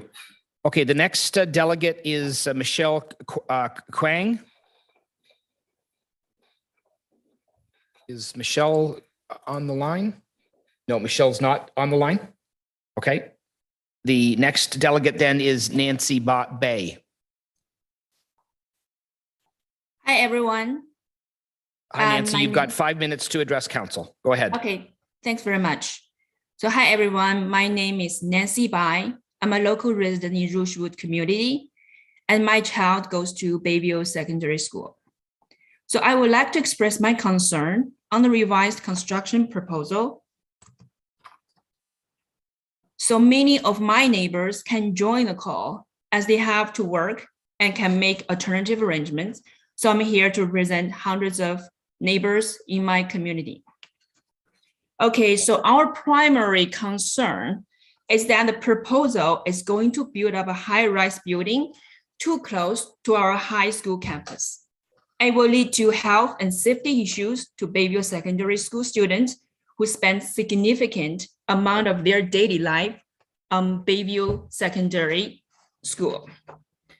So this high-rise building, usually the high-rise buildings should generally have a slender floor plate above the podium of approximately 750 square meters to adequately limit shadow and wind impact and loss of sky view. So the proposed development does not provide a transition, as it will be the tallest building in the vicinity. And Bayview Secondary is only 2-story building and other shops are only 1-story. So the fact that no transition between the proposed building and Bayview Secondary School with this proposed, as this building will be the highest in this area, it has direct adverse impact on student staff as they need to stay indoors in high school from as early as 7 a.m. in the morning till as late as 9 p.m. And sometimes the community would use the high school facilities in the evenings and weekends too. So the massive concrete will increase the feeling of depression and anxiety. Second, and the applicant's planning report has misleading figures. So in terms of density, the maximum density of a development block with the Bayview LDA shall be 1.5 FSI. But in the proposal, the applicant has proposed a site-specific FSI of 3.06 on the subject lands. And they stated the overall site density is only 0.45 FSI in consideration of the maximum density in relation to the overall development block. So the statement is out of context. We need to compare the specific FSI of 3.06 to the 1.5 FSI. So to accurately reflect the fact, the FSI of the specific land is way beyond the maximum allowance. So this proposed development does not comply with the density provision of the Bayview LDA designation. Lastly, I would like to mention wind impact this proposed high-rise building would bring. The Casada Avenue on the north side of the plaza is a very narrow road, and it's unreasonable to consider it as enough buffer to separate the 9-story building from Bayview Secondary School. And the school's population, as you know, has been growing over the years as students need to use multiple small portable classrooms on the north side of the Casada Avenue. And many students commute in this small corridor daily. And the parents have addressed the concerns about the road safety to local counselors and school communities over the years, because it's a very narrow street and sometimes the students have to walk on the road during the winter time. The increased traffic on Casada Avenue would be a further source of pollution, distraction, and road safety. And I also would worry about the senior citizens to walk on this small corridor during the winter time too. So in conclusion, I think the development should be revised with the proper studies and consultation, and the massing must be significantly reduced. As the population ages, we appreciate that more senior housing is required. However, it must be balanced with the needs of existing Bayview Secondary School residents who will be negatively impacted by the proposal and currently constituted. So we certainly feel the further work on this is needed. Thank you very much. Okay, thank you very much. And the next person that we have is Janet Dang. Okay. Okay, there you are, Janet. If you would like to unmute yourself, you've got 5 minutes to address council. Welcome. Hi, thanks, Council. Actually, I'm here. I'm a parent of a Bayview Secondary School student here. Many of the parents and the students raise a concern here, but lots of parents cannot join because they are at work this morning. So I'm here to raise a concern from a parent of Bayview Secondary School student. First of all, Bayview Secondary School has about 1,600 students. Lots of students here already are very concerned about the location of the building. The height of the building in such close proximity and almost a certain expansion of other high-rise buildings nearby will block the natural sunlight, increase the feeling of depression and anxiety. And secondly, suicide is the first leading cause of death among young people after motor vehicle accidents. For Bayview Secondary School students, there are two major sources of environmental contextual influence: school and the neighborhood. Given the amount of time young people spend in each, even a small effect may have a pervasive influence. Bayview Secondary School has a high student population density, and the existing plaza with space and shops act as a buffer and become an island of school breaks and relaxation. To construct a 9-story building in such a short distance to a school of almost 2,000 students is ridiculous and inconsiderable. Also, Bayview Secondary School hosts lots of after-school program and summer school programs. As far as I know, there are lots of car accidents happen in the aisle between the plaza and the Bayview Secondary School. Thirdly, we are not aware of the building permit applicant had ever reached out to Bayview Secondary School trustee, superintendent, school council, and this is very concerning, and the students are directly impacted by the construction, by the loss of electrical lights all day long, and by the loss of space to relax and take breaks. The subject lands are zoned community commercial zone under bylaw 3895, which include a variety of commercial uses such as retail stores, supermarkets, offices, financial institute, and restaurant, and does not include the proposed retirement residence. The original zone and bylaw was well thought and consider the size of the high school, the traffic, and other comprehensive factors should not be amended.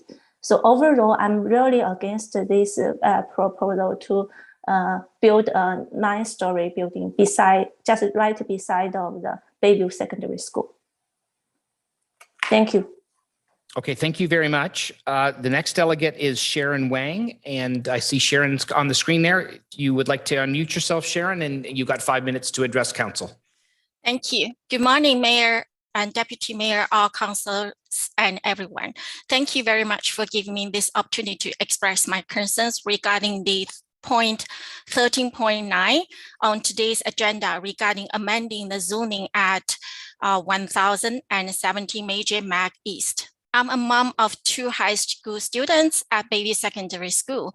I know this neighborhood well to share my opinion on the zoning amendment impacts. And I share my thoughts in the last public meeting last year and the meeting Council Liu held on Monday. We fully support the senior house to be in the Richmond Hill, just not in this particular location. So I just drafted this PDF like 1 hour yesterday. So if you don't mind, can you go to the next page It may have like typo or whatever, please bear with me. So our concern is just not a place qualified for a senior house. I will explain that. Impacting residents at the high school, including the coming 1,800 students and about 200 staff. Increasing the already jammed traffic close by, and Castada Avenue is a very narrow road and can't handle more traffic. And how could the positive report didn't take the residents' concerns into consideration? That's a question for the city. Can you go to the next page? So neighborhood, this is a nice and quiet neighborhood where we choose to start our family and raise our kids. We are hoping it could be the same. I moved from North York to Richmond here 11 years ago, just because of this school. I have been waiting for 10 years and now my kids are finally in this school. So once the zoning changes, the next will be the commercials.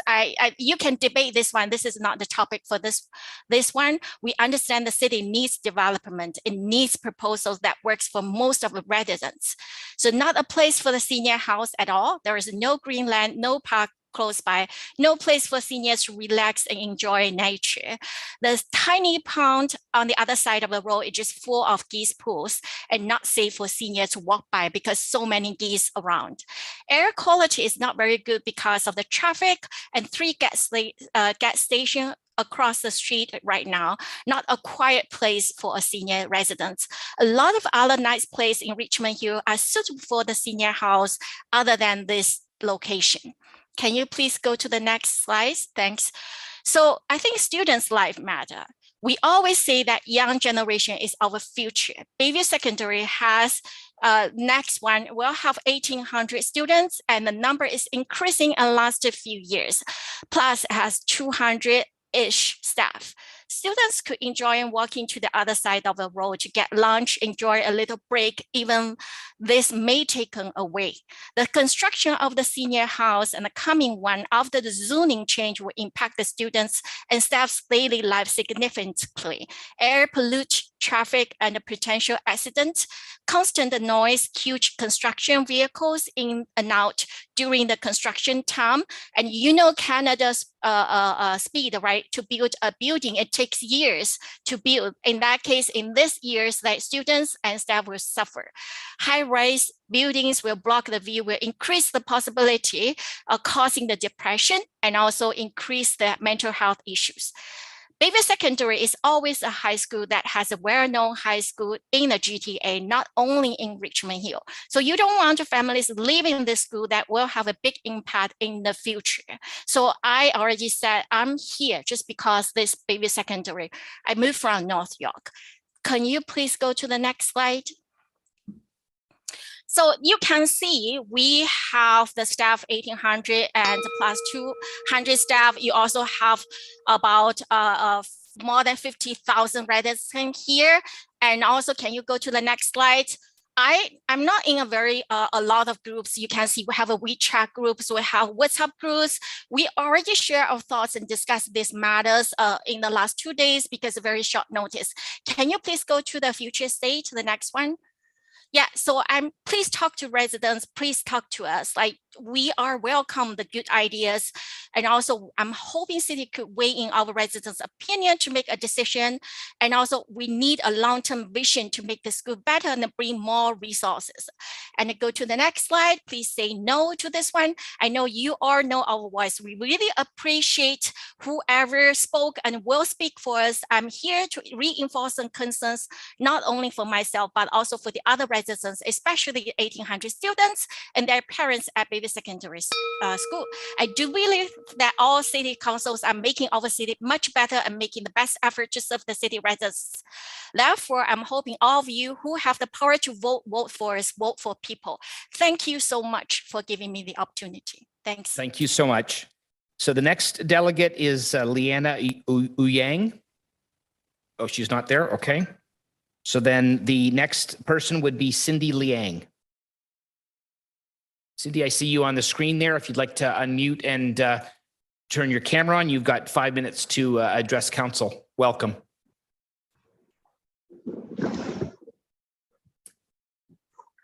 Hello, everyone. It's very nice to be here. So I'm the trustee of a Bayview Secondary School. So I'm here to speak for the constituent because a lot of us student parents and their neighborhood is contact me and then raise their concern. I'm here to oppose the motion for 13.9, which proposes building a high-rise retired home next to Bayview Secondary School. So Richmond Hill has already been known for its high quality education, and a large number of residents migrate to Richmond Hill because of a Bayview Secondary School. Bayview Secondary School, located at the Bayview and Major Mackenzie intersection, it happened to be the proposed development location. So we all supported, the senior home in Richmond Hill, but we are not, this should not be a location which next to the Bayview Secondary School. So constituent approach to me raised the concern regarding to this development. A lot of students already very concerned about the location of the building and also the height of the building. So they feel depressed and anxious. So here I call on all members to consider the overall planning of the entire Richmond Hill when voting. Whether the city planning take into account the safety and convenience of the existing residents.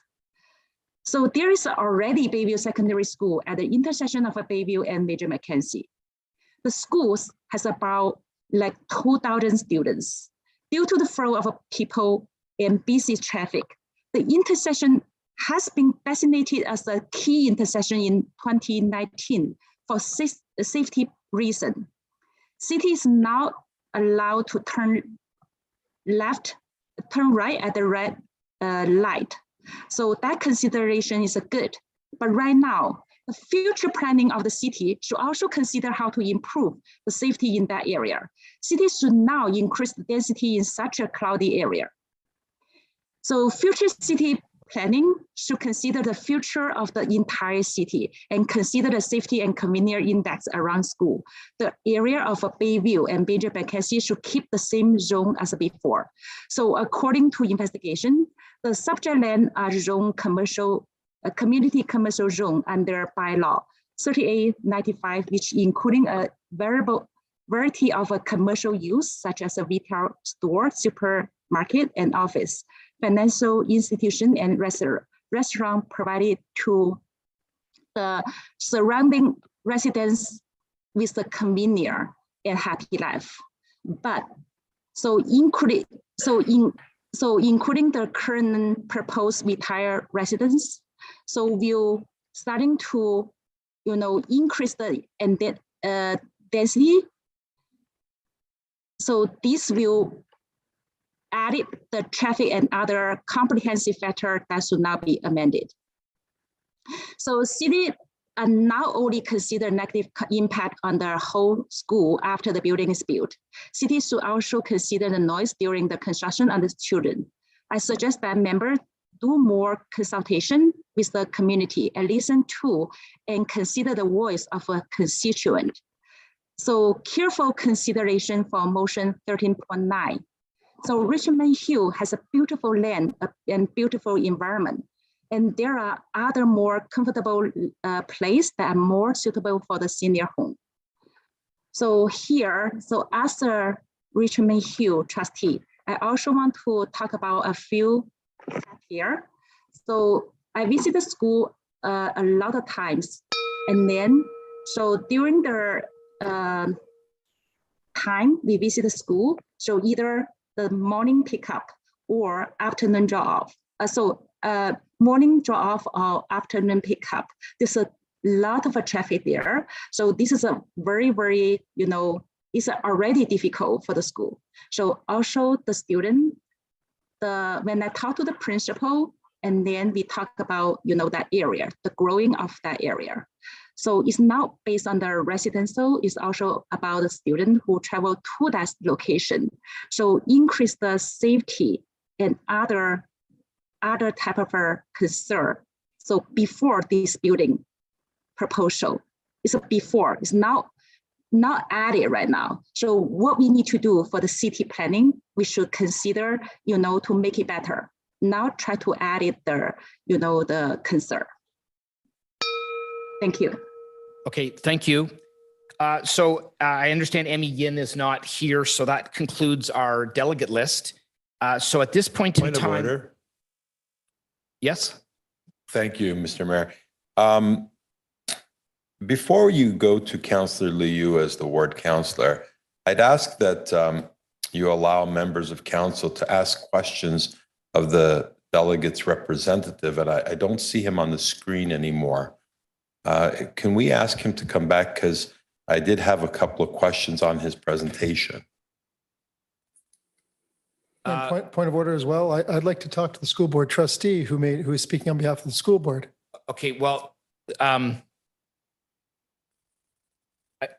Mr. Clerk, I understand that that's not part of the procedure, and we would need council's permission to do that.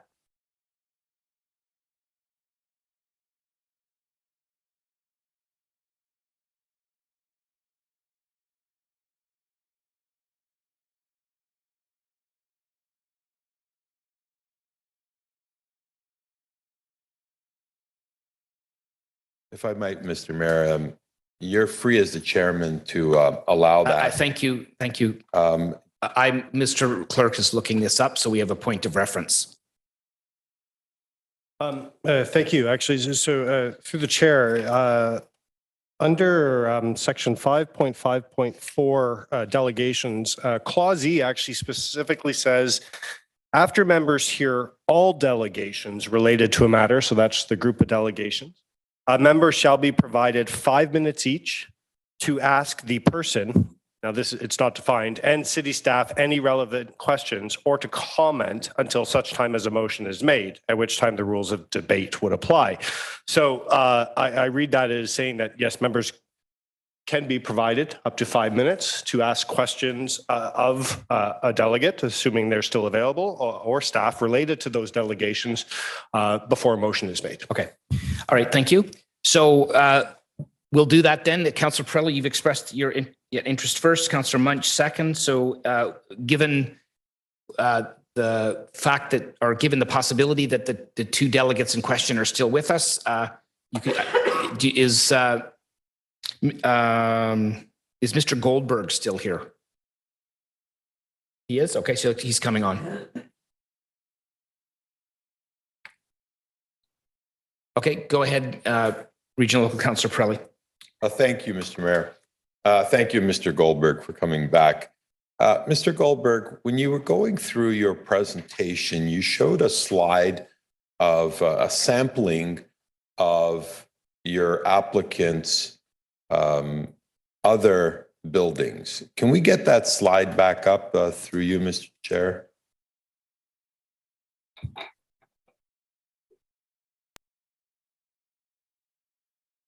No, that's not this one. It would This be is the neighbor. Yeah, it'd be earlier in the presentation. The one before the, yeah, a few slides before that.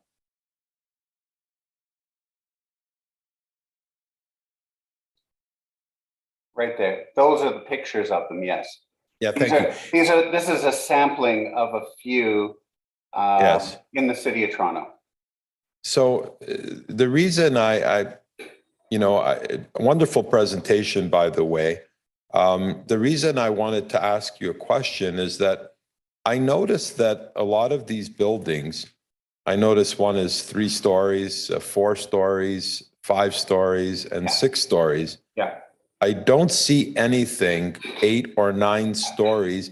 And I appreciate that you may not know this, the answer to this question, but as a percentage, how many of the buildings in their inventory do they have that are 8 or 9 stories as a percentage? I noticed most of them are much lower. I don't have an answer to that question, but what I can say is that they have some of their stock, and particularly some that are on the screen right now, are older stock. Some are in established neighborhoods.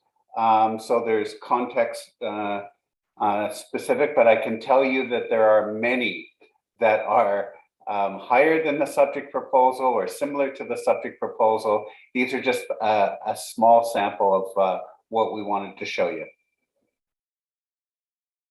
And thank you, Mr. Goldberg. I just wanted to state that I would have assumed that if you're trying to persuade council to permit a 9-story building, that you would have presented examples of other 9-story buildings and how they were effective in their respective communities. But I didn't see that here. I just wanted to give you that opportunity. Thank you, Mr. Chairman. No more questions. Okay. Is Cindy Liang, oh, there she is. Ms. Liang, Councillor Munch has a question for you. So, okay, so go ahead, Councillor Munch. Good. Ms. Liang, you said in your delegation that you're there to speak on behalf of the residents. I'm wondering if the school board has a position on this application that you're aware of. So it's not the school board. So right now to talk about anything, I'm represent like the people who calling me and then regarding the concern. Okay, so these are the people who the students, the family, and also the neighborhood in that area. Okay, so does the school board, were they consulted in the discussion of this application? Are you aware of that? I don't aware that. So when I heard about this one, so I already know this is the one actually approached to me by the constituent. Okay, because some of the residents in Ward 2 also go to Bayview Secondary. And the concern is some of the people that have gone forward here have come forward in the last 15 years. And as I can say, for example, and I'll say in my delegation, I remember moving to Richmond Hill, walking to cornfields and getting corn for dinner. And that has been disrupted because of the growth of the sprawl that took place, and we lost our green space there. If the residents were saying then, I wonder, that they wanted the green space, would you have supported the residents in the past who said, when they walked in the green fields to get corn, when Bayview Secondary was there, because it's been there for years, would you have opposed those people that are coming now to say, we don't want changes because we live in that area now, we're benefiting from it, but we don't want it. So you're supporting these residents over the residents of the past who would have liked to see that green space? Because what I heard you say was, and others, that they wanted green space, yet when they moved here in the last 20 years, because that's when that area was built up. But Bayview Secondary, do you know when the Bayview Secondary was built? Do you have any idea? So one thing, so let's talk about one thing. So the sample you provided here is not relevant to the sample for the development here. So it's not right now the cornfield. So the whole city is the city right now. It's not the cornfield right now. It's not the green belt for Richmond Hill. It's for the Bayview Secondary School. So but currently, like the population in that area is starting to grow too fast. And then the school, right now the graduation for this year is a 431. So compared to the other year, they're starting to grow and grow. So that is the main thing. It's not the cornfield. So we are not trying to talk about it right now. So this is a very, this area is still growing corn. So that's my observation. So it's already developed too much. Okay. Too many people surrounded there already. So I'm living around that area as well. It's a Young and Major Mackenzie. So every single time I drive there, it's very difficult because every single time if I try to bypass Bayview's intersection to other area, I found out the traffic is quite slow. And also if you notice on 2019, so the traffic light, so if you try to starting from the Bayview to turn right, is not allowed to turn right. So I want to ask the councillor to consider why at that time you put no right turn at the traffic light there. So I asked before, and then they talk about it because that areas grow. The safety and the traffic safety got considered. So they added the right side turn traffic light. Okay, Councillor Munch, do you have other questions? Yeah, thank you. Further to that, through the Ms. Lang, I'll ask you to hold on, please. Commissioner Kwan, was there a traffic study evolved with regards to this applications? Through you, Mr. Mayor, yes, there has been, and it's been thoroughly vetted by the engineering staff. Do you And we have no objections. Do senior housing generally have more traffic as opposed to a traditional high-rise or less in our experience? Through you, Mr. Mayor, is a combination of things. Certainly the traffic, the volume of traffic is somewhat different than traditional residential, as well as the dispersal patterns or the transportation patterns of those residents. It is also noted in the staff report that there's a nominal increase in the residential traffic as opposed to the existing commercial traffic that would be displaced by this development. If this was a traditional apartment building and not a senior building, would traffic generally be more? Do seniors travel more or less than a regular building in your view? Through you, Mr. Mayor, I would defer to our transportation experts on the specifics, but as a general observation, the patterns are different and the volumes are less. Okay. So traffic was taken into consideration for this application? Through you, Mr. Mayor, absolutely. Okay. If I can go, hold on to through Mr. Goldberg. Mr. Goldberg, are you still online? Yeah, actually, Councillor Munch, are you finished with? No, I'm not because she raised a traffic concern. I'm trying to make sure that we're all on the same page as opposed to go back and forth. All right, go ahead, Councillor Munch. Mr. Goldberg, did you consult the school board at all, or did your applicant consult the school board at all?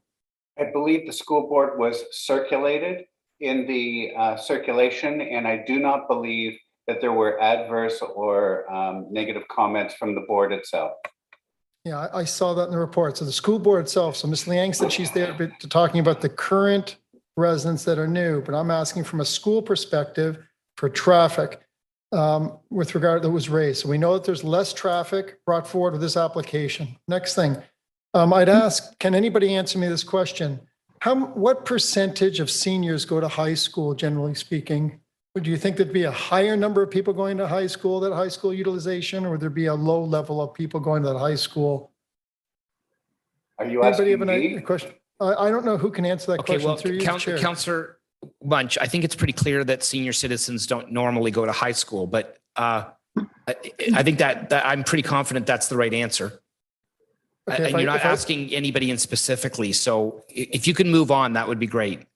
Okay, so if we can make that assumption. So do these residents pay in this building, if there's to go forward, would they pay any portion of their property tax to the school board, do you think? Can anybody help me there? Okay, Councillor, yes, everybody that owns property in Richmond Hill in one form or another pays property tax. If you're a renter, you're paying it through the landlord. But yes, everybody pays property taxes and some of it goes to the school board. Ms. Liang, can you tell me what percentage these residents would be paying to school board?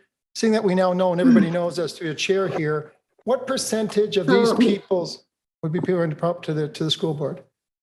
So the council again, so I want to answer your question regarding to the concern here. So the intersection and the area is already very, high density. Okay, Ms. Liang, can I ask you, I'm sorry to interrupt, but he asked you if you knew the percentage of the taxes that go to the school board. Do you know the answer to that? If you don't, that's okay, but that's the question that he asked. So at the beginning, he talked about something regarding to, the senior is equal to the school. So those type of question, and also he asked me something I want to answer from beginning. Okay, but so if okay, so can I answer the question from beginning? Because so otherwise, please keep it brief, Ms. Lang. We have 16 delegates today, so just as briefly as you can, please. Go ahead. So for the test one, so it should be. I'm not quite so sure. Maybe you can update me for that part. But I want to answer the previous one because that will be affecting the whole consideration here. Because the other wording, which actually is a comment to the constituent concern, is not valid.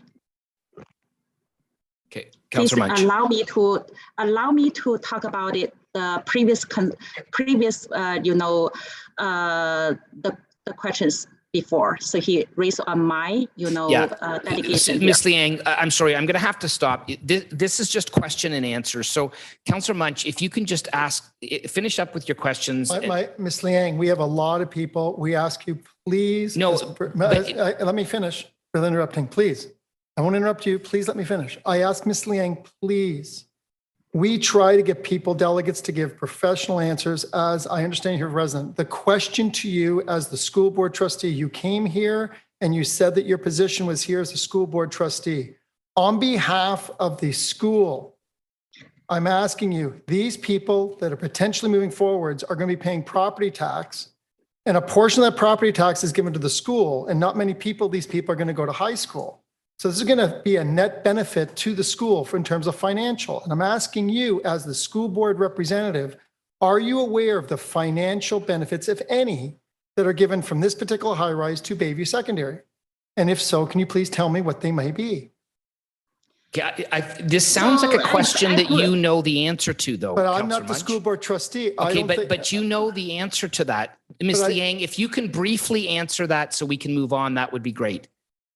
So I understand this one will have a tax benefit, but I'm not quite sure what's the figure for now.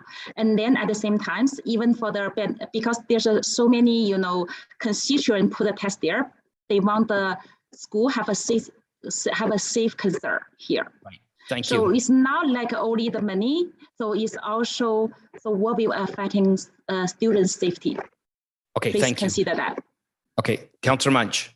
Okay, so Ms. Liang, as you're unaware, I will say to you that a portion of the taxes that are paid, 50% of taxes goes to York Region, 28% goes to the city of Richmond Hill, 22% of people's property tax goes to school boards.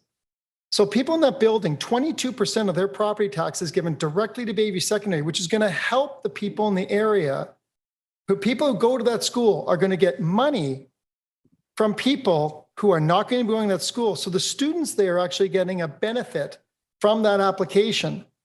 And I just want to be clear there, as you're unaware of that, 22% of people's $4,000 and $5,000 property tax, in these cases are going to be going. That's a lot, $1,000 per house per year are going to those residents when they're not going to be utilizing that.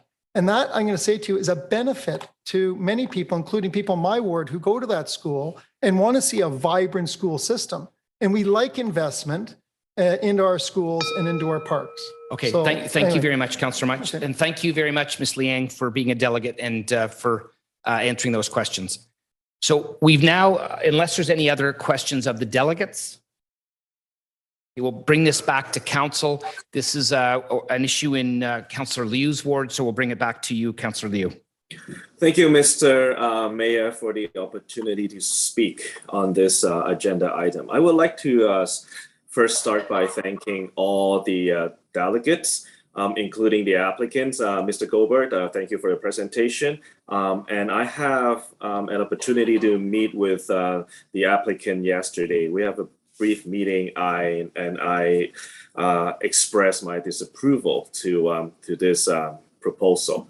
And I also would like to thank all the residents that came out today. I know a lot of them cannot make it because they have to go to work. And I hear them loud and clear. And thank you so much, Sharon, for your presentation. It's very detailed. So, well, that doesn't leave much for me to say. But, I think this is a very unfortunate situation. The staff report released last Wednesday. And this is a very, very short window for council and for residents to actually digest this report. To be exact, we have only 3 working days to actually look into this report. And today is the last meeting before the summer recess. So council somehow needs to make a decision today. And I was able to manage to have a residents meeting on Monday. And as you recall, last year, we have over around 200 residents, came to the council public meeting opposing this proposal. And we have over 1,000, we have thousands of a petition, which is also opposing this application. So 1 year passed, and last Wednesday we were, brought to the attention that there is a revised proposal for this application.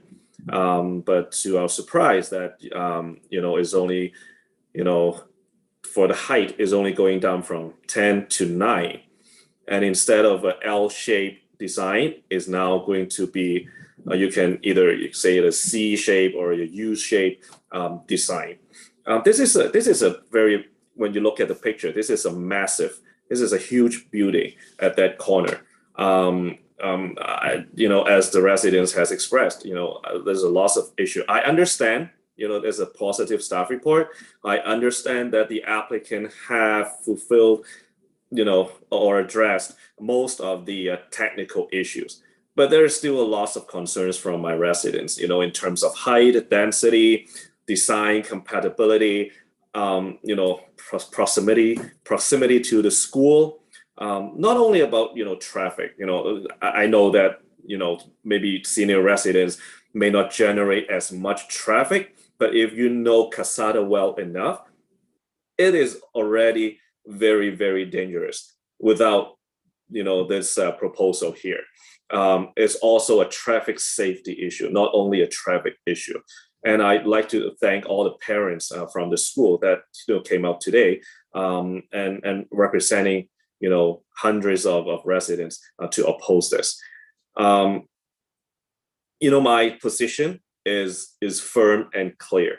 I cannot accept what's in front of us. And representing thousands of my residents, I cannot approve this proposal. I understand, and my residents all understand. I explained to them clearly that this is going to be an uphill battle, because if we deny this application, we need to hire an external legal to fight our staff and the applicant.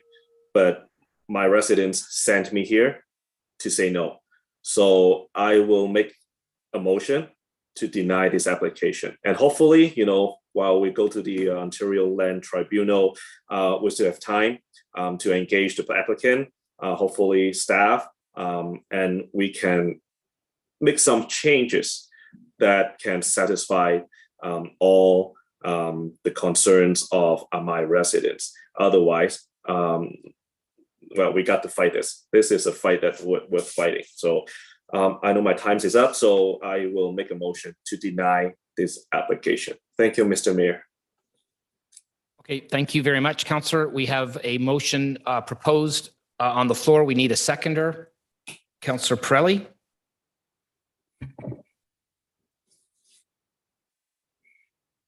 Well, thank you, Mr. Chairman. And I want to start off by thanking the delegates.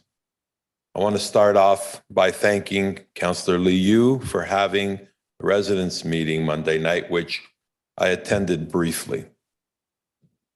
I've struggled with this application for a very, very long time. I feel all of the issues that have come forward from all of the residents, they're very touching.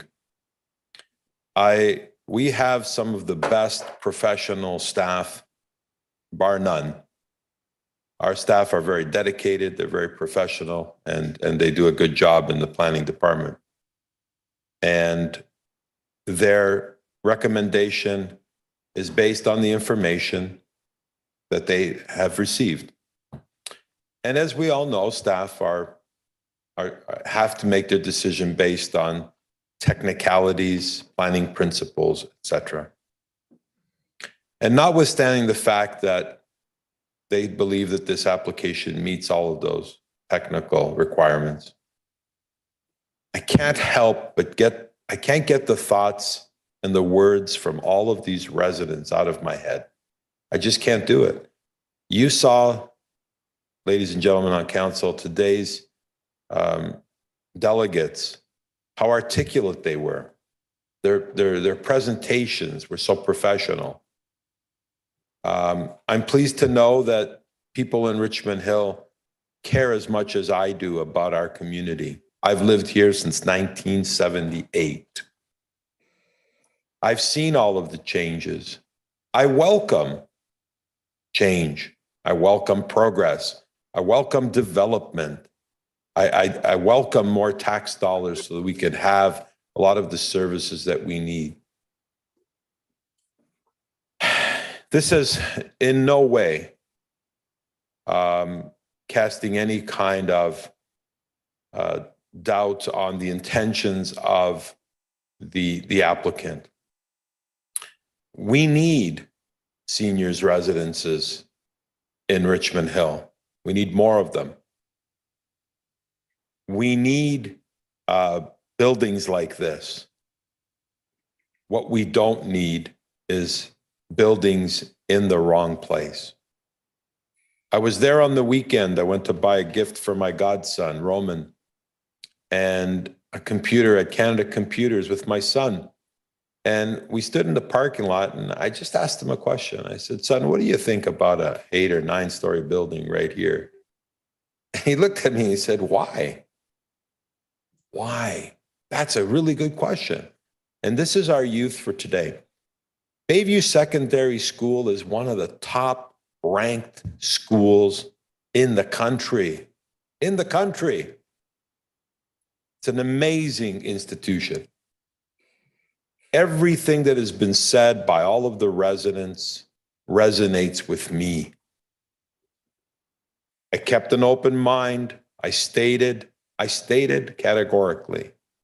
I believe one of the residents quoted me, over my dead body, at the council public meeting. And I've spent the last months trying to figure out a way, how can I support this application? I have my ideas of what would be acceptable for this parcel of land in that area. That idea comes nowhere close to this application. The L shape was more palatable than this U or C shape that they've created. This is even worse than before. I can't accept that. I have to stand with what's right. I have to stand with good planning. The sun will permanently be blocked from that school. And yes, the children in that school are very sensitive, especially having gone through a pandemic like this. We don't need to put more stress on them. Mental health is very important. So when you consider all of the information before us, I simply can't support the application as is. I'm hoping that between now and the OLT hearing, that the applicant and staff can come up with a settlement in consultation with the residents that's acceptable so that we can support it. Thank you. Okay, thank you very much. Is there anybody else that would like to speak to this? Mr. Clerk.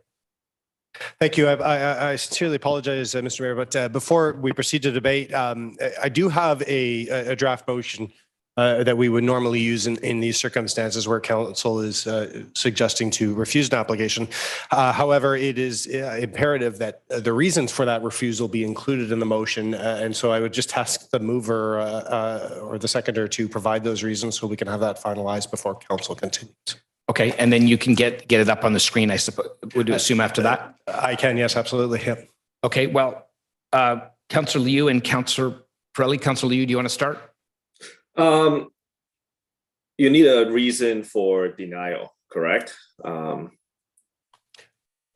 think it's all the reasons that have been stated by council members and all the residents. I think, the density, compatibility, height, traffic safety, you name it. The proximity to the high school, the design. While you are typing it up, I want to state it that my residence has nothing against senior residents, but this is just a wrong application in the wrong location. Thank you. Hope that helps.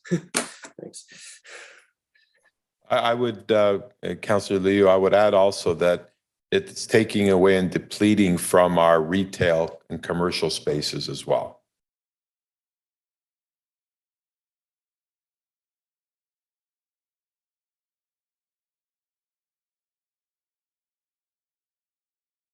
Okay, everybody, we'll just wait till Mr. Hike gets that captured and we'll get it up on the screen before we continue. Just while we're waiting, is there anybody else that would like to speak to this at this time?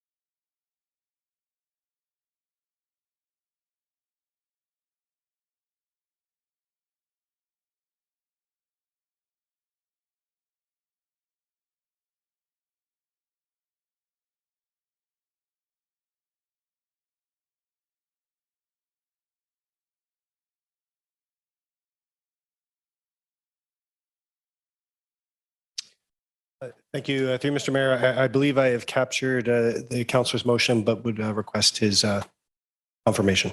Okay, thank you. All right, so the next person on the speakers list is Councillor Silovitz and then Councillor Chan. Thank you, Mr. Mayor. First of all, I want to thank the residents here. You are a remarkable group of people, and Councillor Liu is very lucky to have you as his residents. You are engaged and you participate in the civic necessities of your ward and your area, and for that I absolutely commend you. I believe we got close to 80 letters that came in via email. That's very important. Everyone who spoke here today, it's very important. However, I'm of a different mindset, and I will not support this.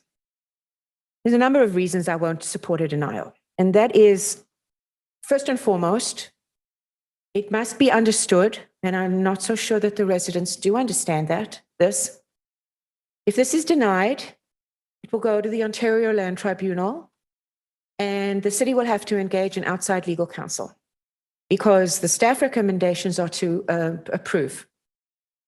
So because of that, money will have to be spent by this organization to hire an outside legal counsel, and And that's always something that is brought up. So I think that it needs to be discussed here as well. I fully respect and understand what the residents are saying, and Councillor Liu. I sympathize with them and I empathize with them deeply. However, in my opinion, this is exactly where this building should go. And I think everybody knows me as the poster child for speaking out against overdevelopment. I don't see this as that. This is where this building should go. Smart centers will ultimately develop this entire space. And if you look at it logically, that the Rivera building, a 9-story building, it's on what's called the corner points of the intersection. So realistically, as you move eastward into the plaza towards the wall where the Walmart is, all those buildings, all those structures must be lower as they move into the neighborhood. So there will be other buildings here. What they are, we don't know. These are mixed use. These would be mixed use buildings. So commercial would remain, retail would remain. There could be some commercial as well. However, what concerns me is that in order to be successful at the Ontario Land Tribunal, you have to be able to support what it is that you are either wish them to deny or approve. And this particular location is a designated local development area, which means that it will have higher densities and higher heights. It's on transit-oriented and transit corridors, both on Major Mackenzie and on Bayview. Therefore, as we move towards a more transit-orientated lifestyle in the future, this is the place to put it, and it's also right near to within walking distance to the GO station. With regards to the shadowing, I understand the concern, but building a 9-story building in front of Bayview Secondary School is not going to place, with all respect, it's not going to place the school, and most definitely not its sports fields, into a black hole situation. The sun moves across the southern part of our sky, and as the sun moves, or we move, the shadows move with it. So there could be a time of day, probably at probably at midday to the end of the day. There might be shadows there that will cover Casada and cover the building, but they are transient. It's not a permanent thing. That's very important for everybody to understand. I also want to draw the attention of everybody to the fact that I believe it's on page 14 of this staff report, the York Region District School Board had no comments. There were no comments. They were fine with this. So again, this is a very difficult decision for this council to make. But I honestly believe that this council must make the decision that makes it a priority for the city. And we have to think of what the consequences would be to go to Ontario Land Tribunal against our staff recommendations. So my vote on this will be no. Thank you. Okay, thank you, Councillor Chan. Thank you, Mr. Mayor. This particular application does only come here today. And I had participated in the local council news virtual committee meeting last year, as well as last Monday. I heard the voices of the residents live nearby loud and clear. And the local councillor said it.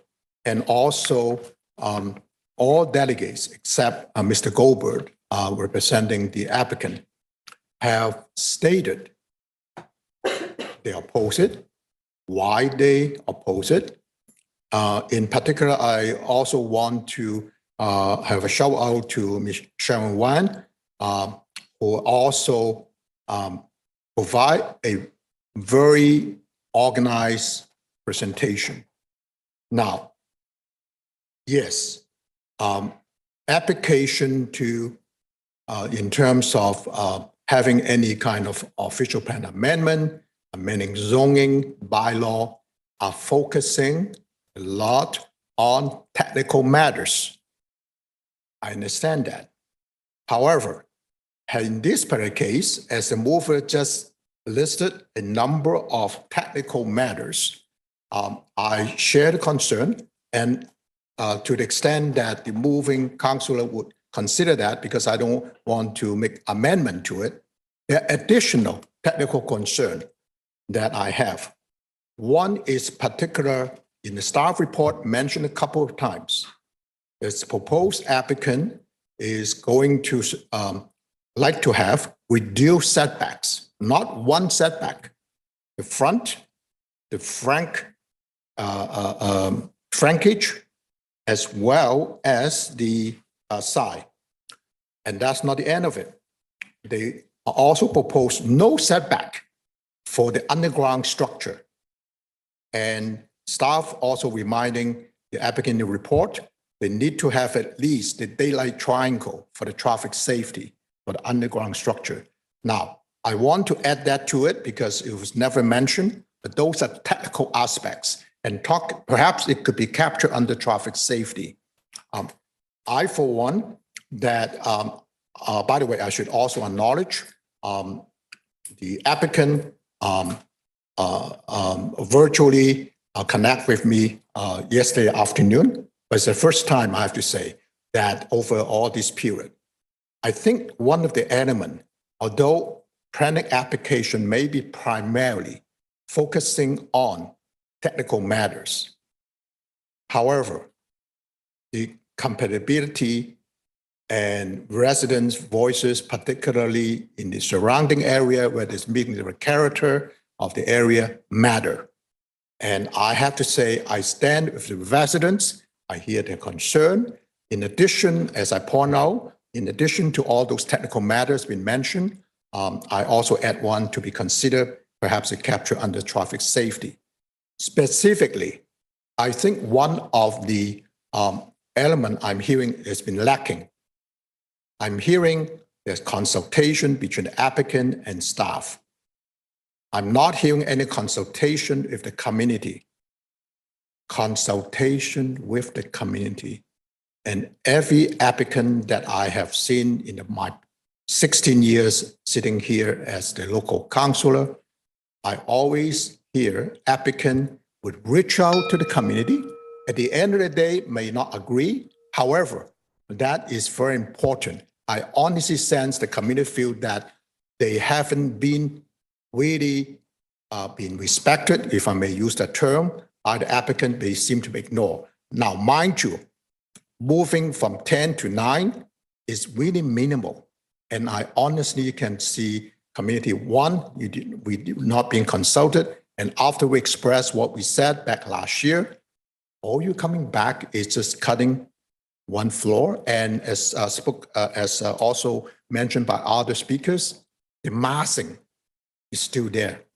And people talking about the air quality and so on and so on. So there's a whole range of reasons that would stand to oppose this motion. So Councillor Neil, thank you for that motion. Thank you for holding the 2 meetings. But I also want to thank the applicant. As someone say, we support senior retirement residents, but not at this site. At least go, if not, is seeking amendment.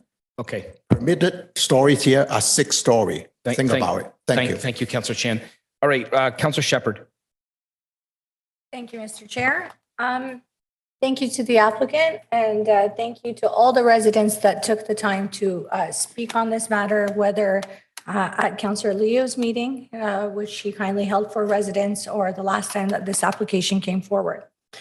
For me personally, in order to make a decision, I looked at the merits of the application, what was presented to me in the staff report. I noted the residents' concerns, And I just looked at the things that were most important. They touched on height, density, traffic, impact of the construction on the community, and the overall conformity of the development with the surrounding community.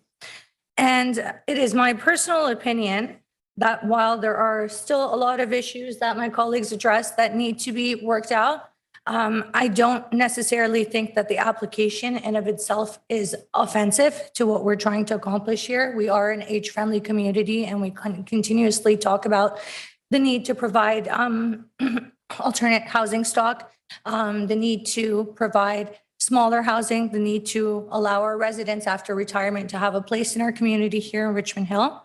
And so for those reasons, I think that it's important that we consider the application. We have, as a council, approved applications that were higher, denser, and in places that perhaps had less conformity with the surrounding neighborhood. We've had personal reasons for making those decisions. But in light of the staff report presented here, at least in my personal opinion, it appears that the technical matters that the residents raised have been somewhat addressed. And based on that, I cannot necessarily support this motion that's in front of us. Thank you. Okay, thank you. Regional Local Councillor DePaulo. Thank you, Mr. Mayor. I have a little bit of concern with the argument that would be made at the OLT based on the reasons that are cited in this motion. The proximity to Bayview being a reason would have best been brought up as an objection from the school board when they were circulated. The school board circulation just had no objection at all. Major Mackenzie is slated as a rapid transit corridor by the region in the regional official plan that was passed last week. And it's the next Highway 7 and where intensification is intended to be. We've got a site here with enormous potential, and the proposed heightened density, it will actually restrict what happens on this entire site from the corner, which is intended to be the highest and most dense, and tapered backward. I think the proposed heightened density not being appropriate is actually true, because it greatly diminishes the ultimate potential for what this site could have. And what our planning suggests for this regional transit corridor that's going to have a rapid transit. So we desperately need affordable housing and seniors housing, and seniors housing has been showed to have a very negative, a very minimal impact on traffic, and a very great benefit for those who want to continue to reside in the city that they've lived their entire lives. And we have an aging population. We are an age-friendly community, and continue to need and have an enormous demand for senior housing. And having said all that, I will be voting with Councillor Liu in support of this motion, and standing with the residents in that area. And I will be voting their clear intention and their clear desire for this council to reject the proposal before us and to fight against it at the OLT. Thank you. Okay, is there anybody else that would like to speak on this? Councillor Munch, you've spoken, but we'll come to you in a second round. So hold on one sec. I haven't made my comments. No, you bet. Go for second it. round. Okay. This application has, I've had really struggled with this.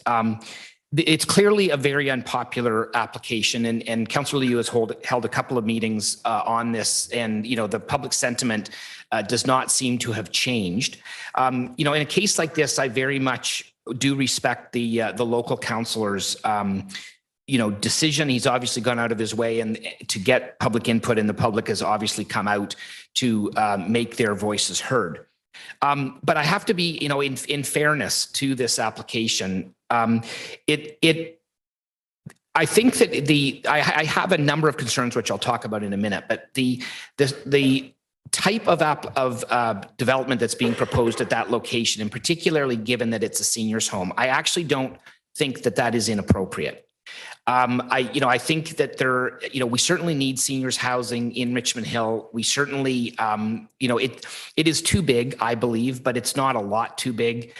But there are some concerns that obviously have not been addressed. And it sounds a lot like the community has not had the opportunity, for whatever reason, to really get into a dialogue with the applicant. And perhaps that's part of the problem that we're running into right now. But between the first application and the second application, I was expecting that there would be a significant difference between the 10 stories that was proposed and that L shape down to something smaller. And I think had the applicant done that and come up with a really a smaller design that fits better with the property, keeps the bulk of it away from Bayview and pushes it more towards the intersection, I think, we may have been having a different conversation, or at least I might have been having a different conversation about this. The C-shaped building doesn't reduce the density. In fact, it makes the building more bulky.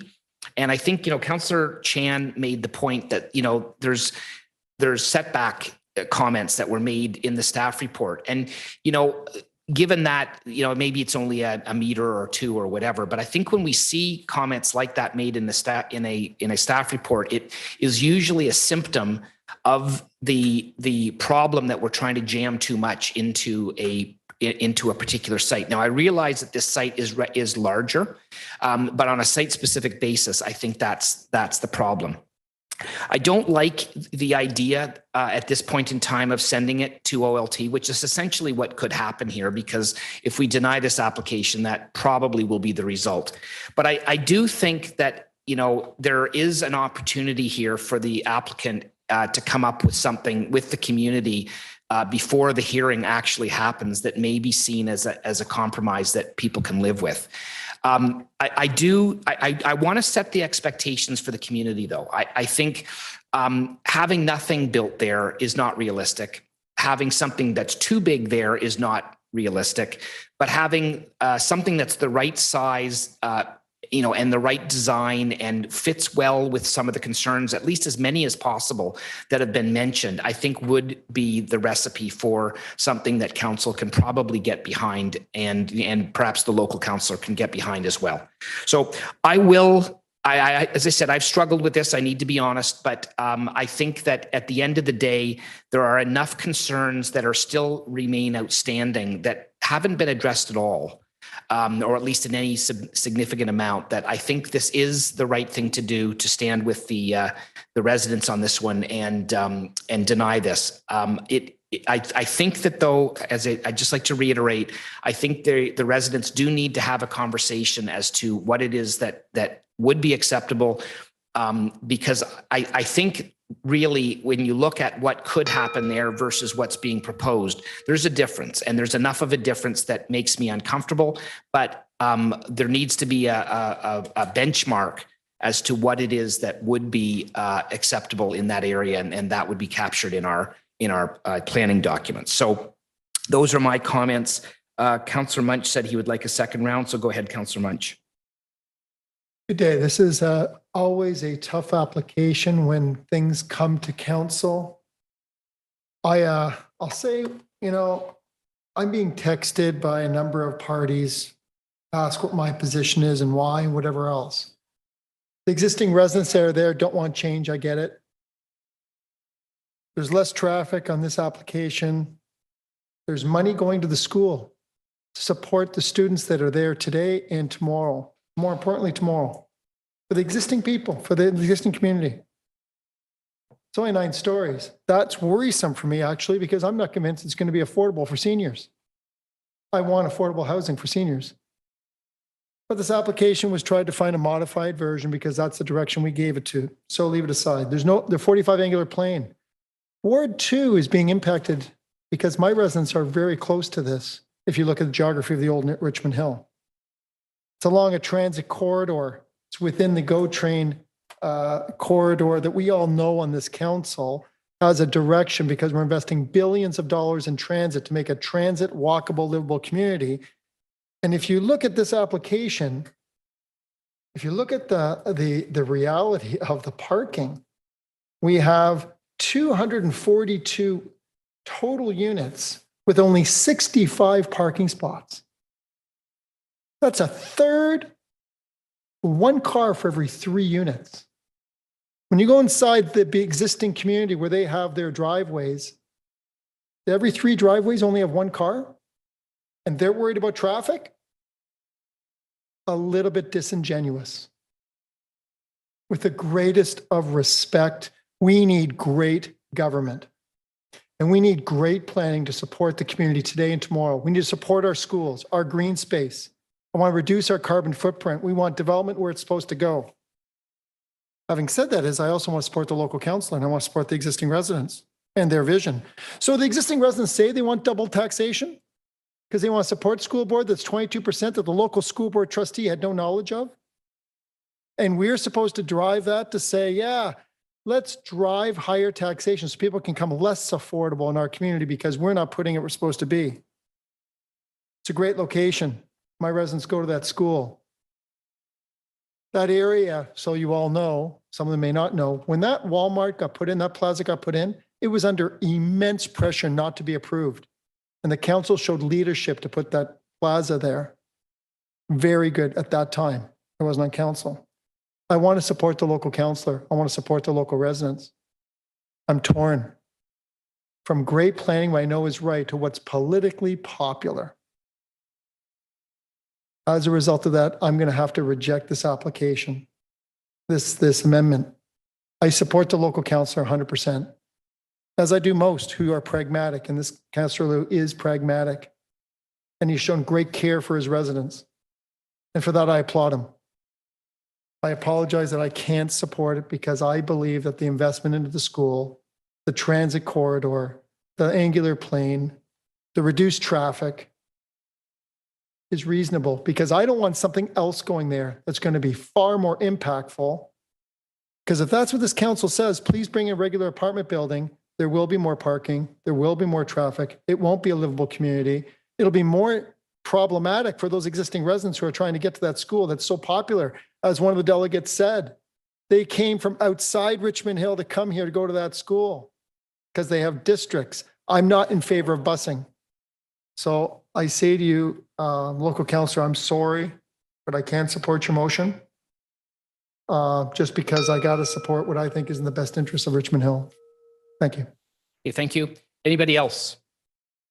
Okay, we have a motion on the floor. Does anybody want a recorded vote? Okay. Thank you. If you, Mr. Mayor, I just want to just clarify for members of council what you're voting on because I just realized I just need to fix a little bit of grammar in the motion. It's non-conformity with surrounding development and impacts of increased traffic. So when you're voting on, it's just those technical changes to the wording. Okay. Thank you. And I heard that it was Councillor Silovitz that requested the recorded vote. So voting on the motion of Councillor Liu, seconded by Regional Local Councillor Pirelli. Councillor Silovitz. No. Thank you. Councillor Shepherd. No. Thank you. Mayor West. Yes. Thank you. Councillor Chan. Yes. Thank you. Councillor Liu. Yes. Thank you. Councillor Munch. My apologies, Castro, no. Thank you. Regional Local Councillor Pirelli. Yes, please. Thank you. Councillor Barros. Yes. Thank you. Regional Local Councillor DePaula. Yes. Thank you. That motion does carry. Okay, thank you. It's 12:30, and as mentioned at the beginning of the meeting, we'll take a 1-hour break for lunch, so we'll be back here at 1:30. Thank you, members of council. We'll see you shortly.